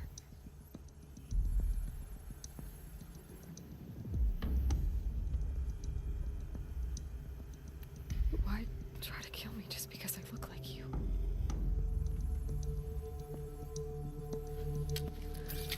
Aloy, you are awake. You brought me here? Quickly, you must follow. To where? To the place where you were born.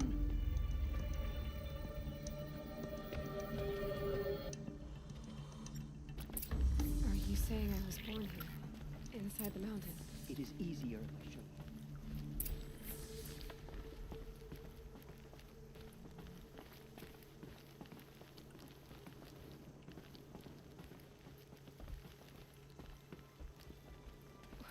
Why did you bring me here?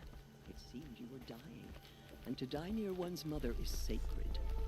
Lansra fought it, of course, but Jezza sided with me. Is my mother here? Am I going to meet her? It's complicated. Please, just follow me.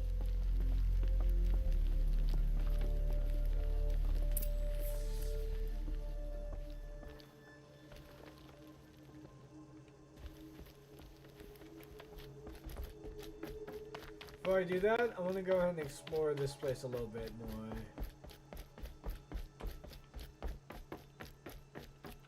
Okay, so that's outside then.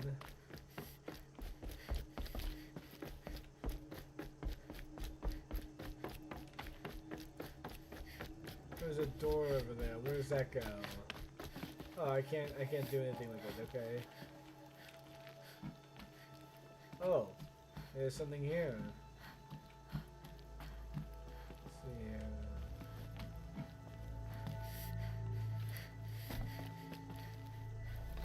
Some kind of power cell. I wonder what it's for.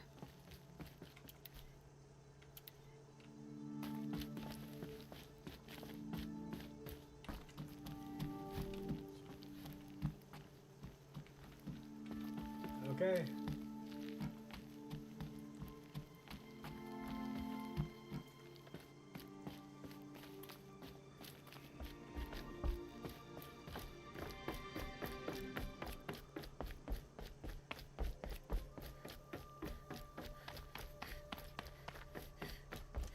I guess after this bit, I guess I'll stop right here for the moment.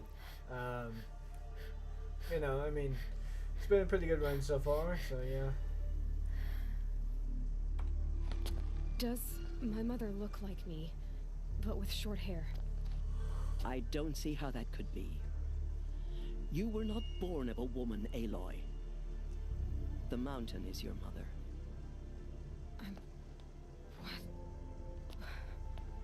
What are you talking about? Come.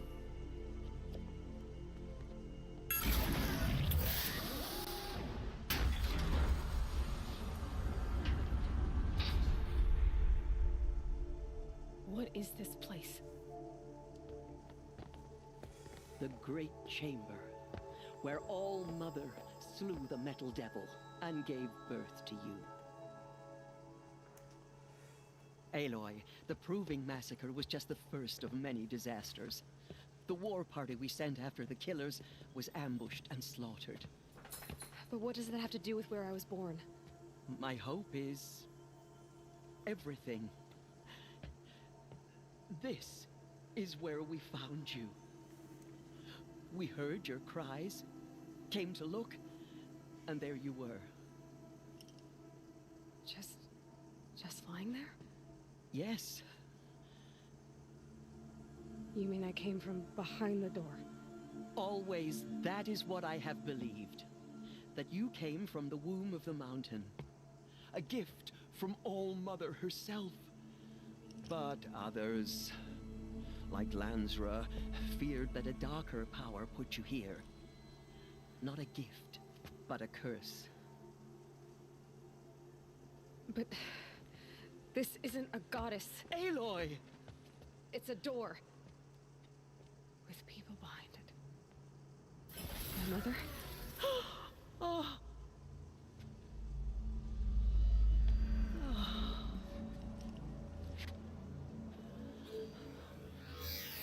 Hold for identiscan. The goddess speaks. Just like the woman I saw.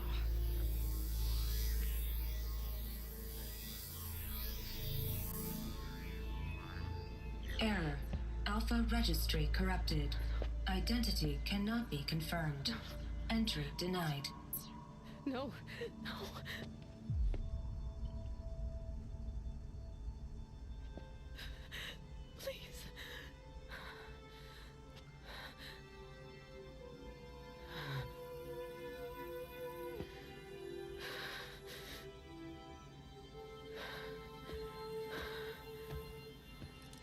So close yet so far.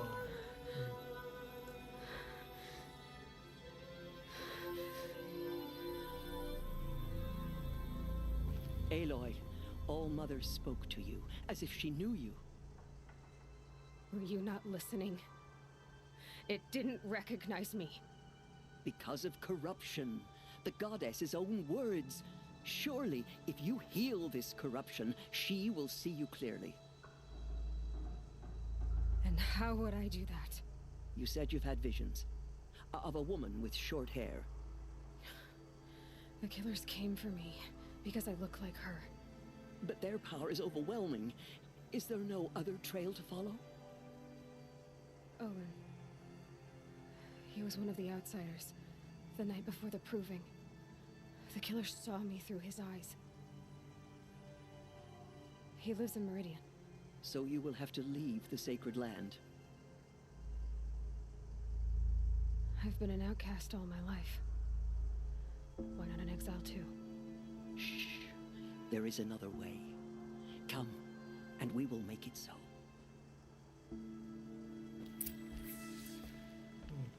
You said the tribe was on the brink of extinction. What happened? After the massacre at the Proving, a great war party was sent after the killers. Less than half survived. How was the war party defeated? The killers do not fight alone. Somehow they have a power over the machines, corrupting them, driving them mad. So the killers got away? Yes. And now the only plan my sister matriarchs can agree to is to sing the Hymn of Atonement and beg for All Mother's mercy, as though she would not want us to help ourselves. Then, what's your plan? This was my plan. To show you where you were born and loose you to follow the destiny All Mother intended for you. The other High Matriarchs are waiting for us. Let me do the talking.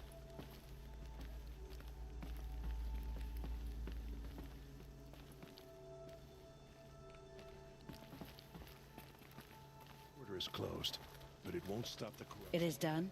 Yes. I showed her. Sisters, the goddess spoke to Aloy. Told her to heal the corruption. Ha! But how is she to do that? She will have to journey beyond our sacred land. A seeker? If the goddess spoke, it must be so. You would name this thing a seeker? Sister! For once, Lansra, join with us. This will be your sin, not mine. Send her seeking, and may she never be seen again.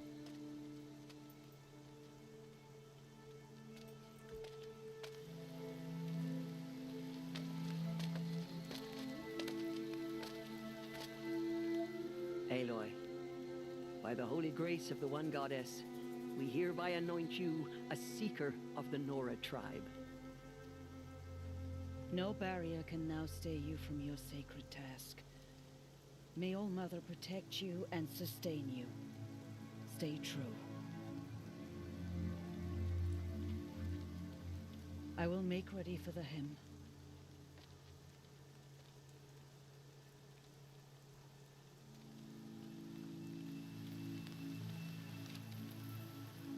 Our hopes lie with you.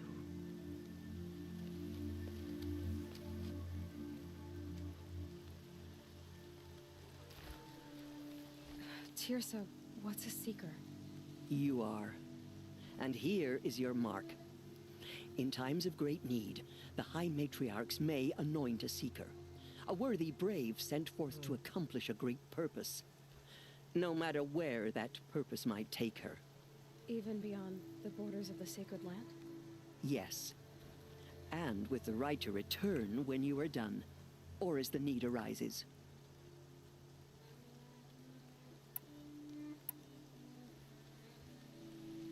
So I can go anywhere at all? No restrictions? Even to forbidden places, like the tainted lands beyond All Mother's sight. Or the ruins of the metal world. I see.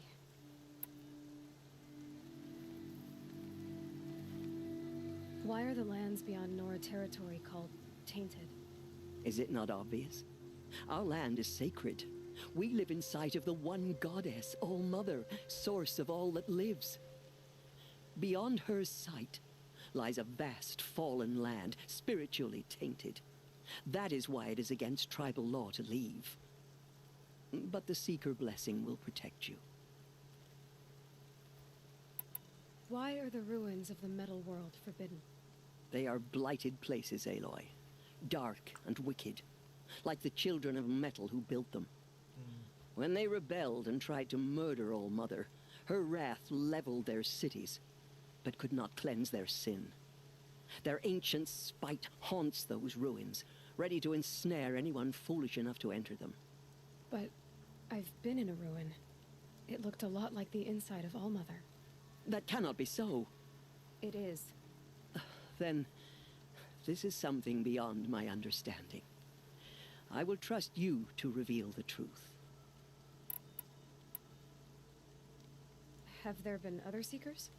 There have, but they are rare, and most who set out are never heard from again. Was Rost a Seeker? No, not a Seeker. What are you not telling me? This is not the time, Aloy. Perhaps another day. What was done with Rost's body? I'm afraid there was very little left to recover.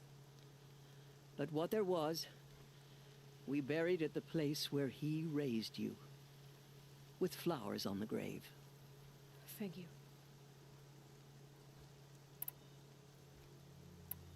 You said the Nora sent a war party after the killers. Yes, but it was ambushed and overrun. Very few escaped alive, and most that did were wounded. Do you know where the killers went? No, but you could ask Varl, one of the braves guarding the gates of the Embrace. He survived the ambush. He would know more. So many have suffered. Is there anything I can do to help? What is most important is for you to fulfill the purpose All-Mother has intended for you. I don't know what that means any more than you do. Then you must find out. If, however, you sense that part of your purpose is to help the tribe, by all means do so. I have no doubt you will find people in need throughout the Embrace. I should be on my way. From here, you must go to the gates of the Embrace. Speak to Varl, and he will point the way to Meridian. If any Nora tries to stand in your way, Aloy, make sure they know you are a Seeker. Oh, I will. Thank you, Tirsa, for all you've done. May All-Mother bless you and watch over you. It's funny, you know, going from... We will soon begin. Purify your hearts. Soon we will beg forgiveness for the sins that brought such misery on the tribe. When we hear the matriarchs lift their voices, we will join ours to theirs.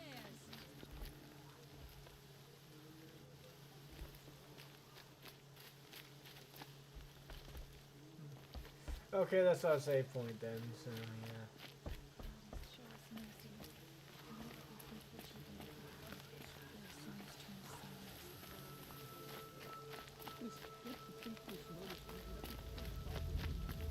The outcast girl. So she survived wounds.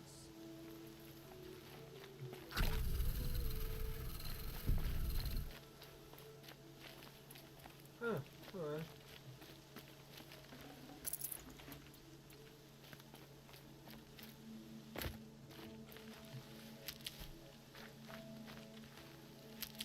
I need to keep my kit dry.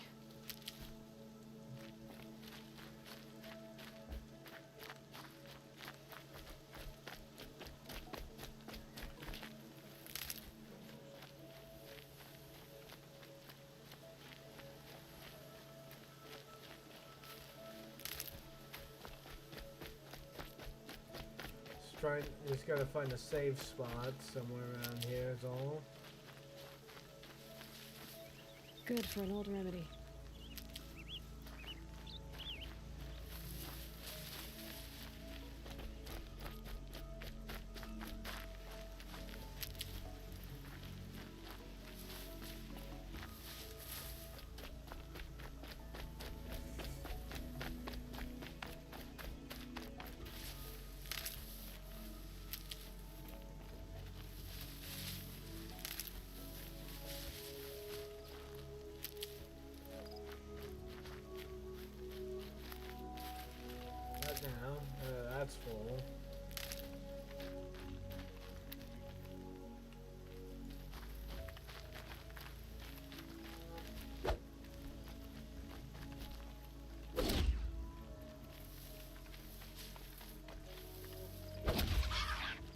There we go.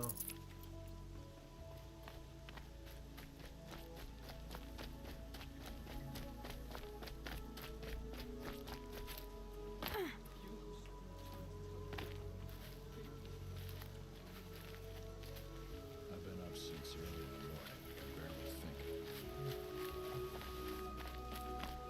Alright.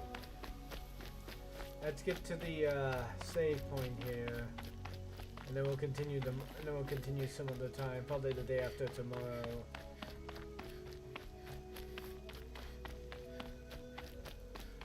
Or maybe the day.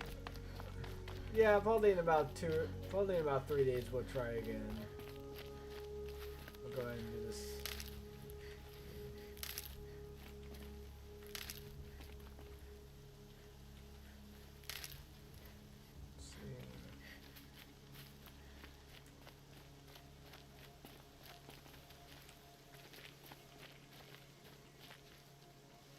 I need the gate opened.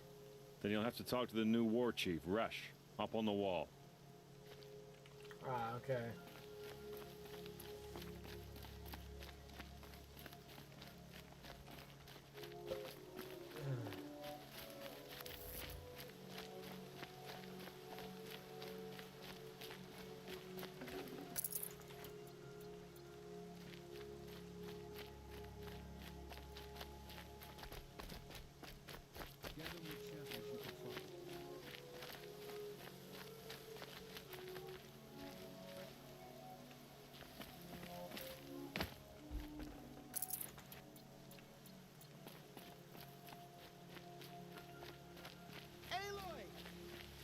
Aloy! Teb? All Mother be praised. You're alive. I heard the rumors, but I didn't know for sure until I saw you just now. I'm glad to see you're okay. And you're even wearing the tunic I stitched for you. I'm honored. What sort of rumors did you hear? That you were wounded. Expected to die. And then, High Matriarch Tirsa insisted that you be allowed to heal inside All Mother. Huh. That caused a stir. Only matriarchs are allowed to enter the mountain. But you deserve the honor. The survivors had told everyone how you fought to save them. I wasn't the only one to fight. No. They spoke of Bast and Vala, too. And Rost, the man who raised me. He fought to save me, and he died for it. The survivors didn't speak of him, but I remember him. He was there that day when you saved me. I remember he stepped in front of you when my father started yelling. If by dying he saved your life, Aloy, I don't think he regretted it. What are you doing here with a bow and spear, Teb? You're a Stitcher, not a Brave. Most of our Braves are dead or wounded, Aloy. Someone has to defend Mother's watch, so I thought I'd help out. I should be okay. Just as long as I don't try to run any Brave trails, right? I need the gate opened. Do you have any idea how dangerous it is out there? I need to pass through. You'll have to talk to Resh then, up on the wall. He's the new war chief. I'm not sure he'll help you. Why wouldn't Resh help me? Well, he says mean things about you. That I'm a motherless curse, an outcast, that sort of thing? Yeah. I wish he hadn't been made war chief, but Sona disappeared after the ambush. They say she went after the killers all by herself. Who is Sona? Sona was the tribe's war chief, but she went missing after the war party was ambushed. You probably saw her at Mother's Heart. A tall, lean woman with dark skin and long white hair.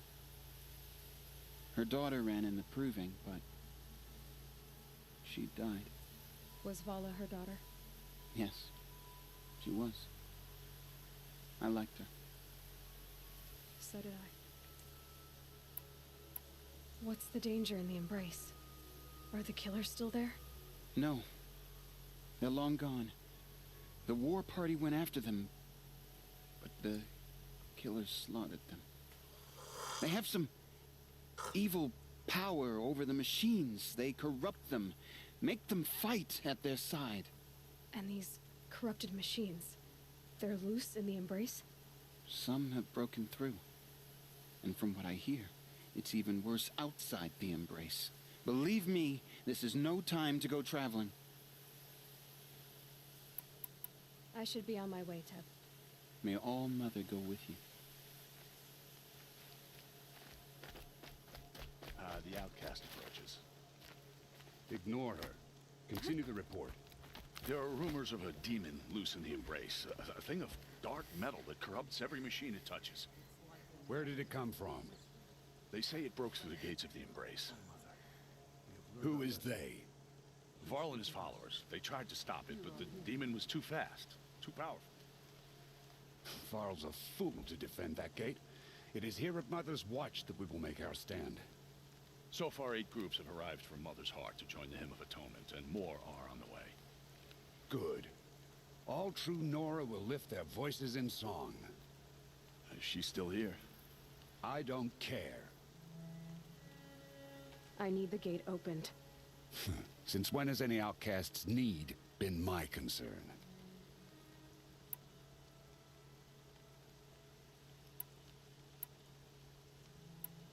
I recognize you from the proving. You saw Boss shatter my trophy, and you did nothing. You would speak ill of the dead? Truly you have no shame. I nearly put an arrow through your eye. And you threaten me in front of witnesses? When the High Matriarchs hear of this, you'll be an outcast all over again. I've been anointed a Seeker, so open the gate. You? A Seeker? Have Teersa and Jezza gone insane? Bad enough that they let you run in the proving. But to nurse you back to health inside the sacred mountain? No wonder a curse is upon us and children lie dead under cairns of stone.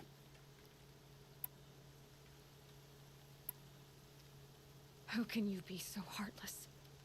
I fought beside those children, shoulder to shoulder and back to back.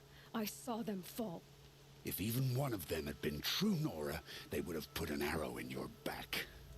Resh, come on. Silence! I am your war chief. And I am a Seeker anointed by the High Matriarchs. So open the gate, and I will be on my way. The sooner you're gone from here, the better. What was that?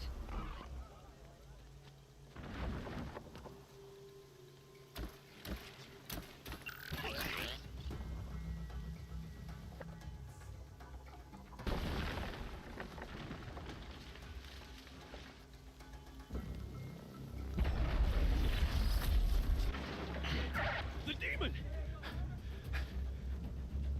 Sound the alarm!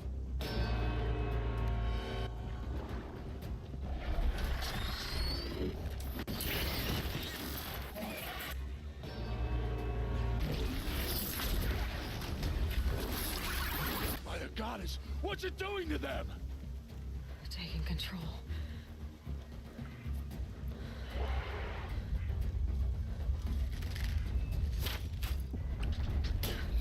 Brace yourselves!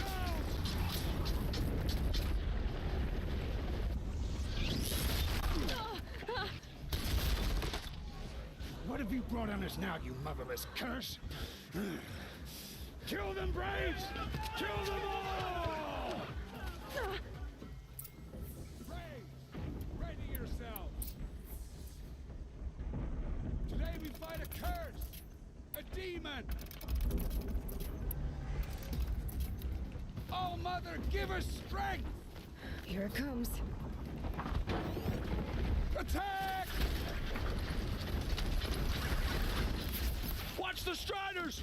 It's driven them mad!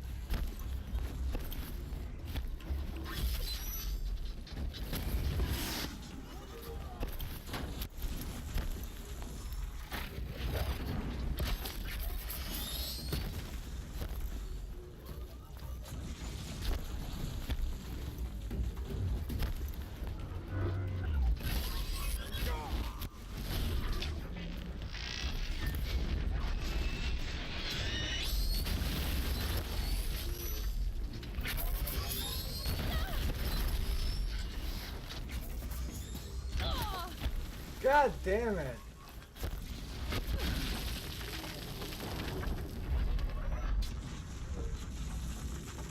Well, that was a little bit of a bust there. Braves, ready yourselves. Today we fight a curse, a demon. Won't be long. Gotta get in position. Here it comes. Attack! Watch the Striders! It's driven them mad!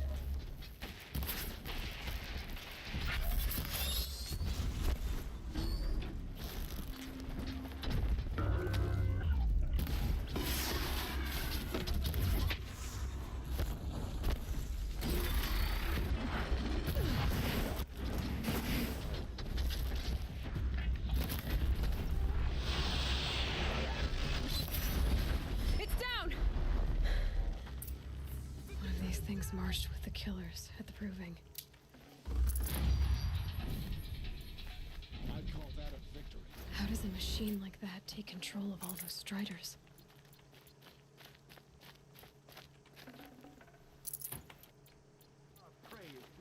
I need to know how that machine took possession of those Striders.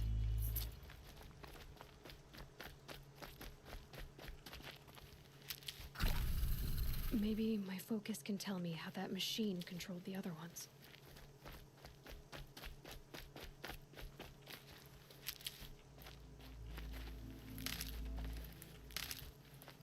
Alright, after I do this, I'm gonna go ahead and find myself a...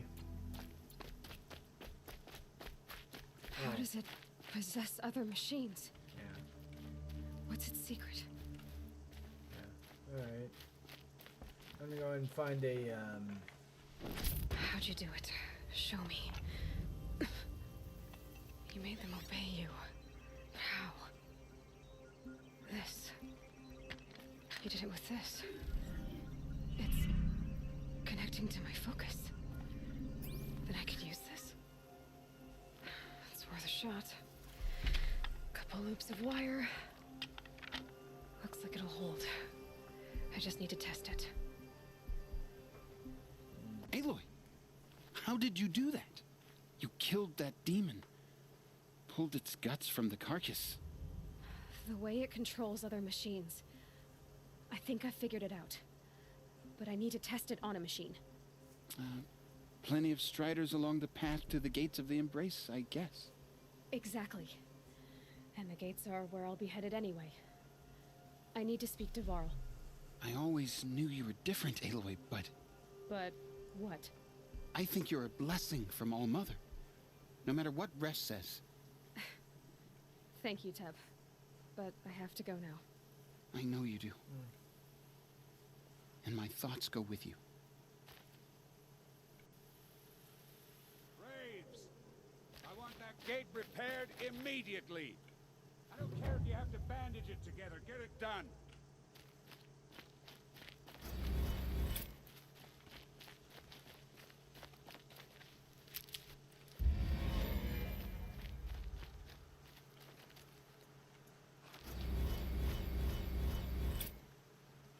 Okay. I'm done speaking with you, outcast. Okay. Alright, Resh, fine with me.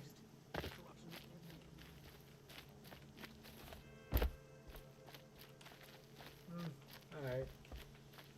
Let's just go around. Gather a few Forget things. about traveling light.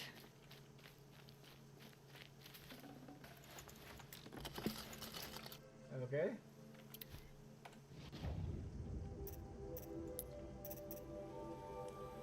Let's go ahead and see about upgrading some of our carrying capacity, I guess.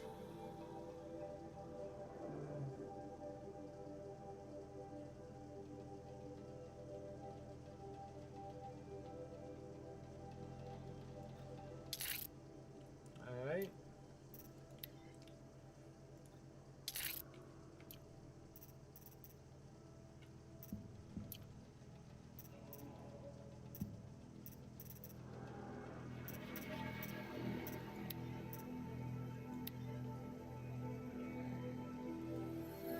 Ah, okay. Oh, so that's how it was supposed to be done. Okay, I was just supposed to select the weapon in here and do it. Okay. Alright. Well, I guess I'll do that next time.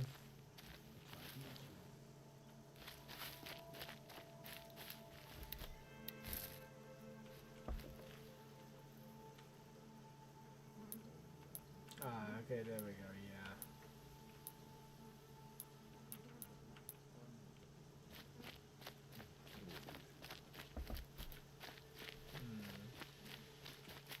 Saving these for the trail.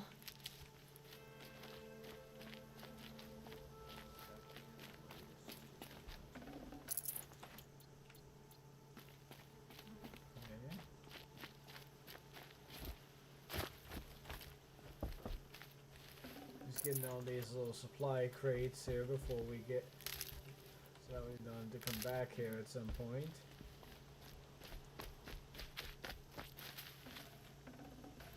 I'd have to leave something else behind.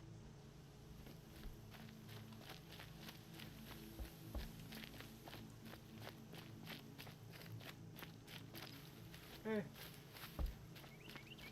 Alright, let's find the I little need to safe find the spot, machine and and see what this there's one device right can there. do. So,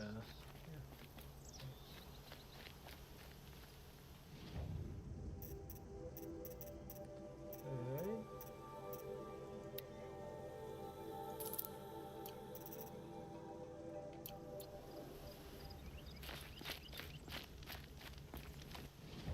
Just gotta go through here.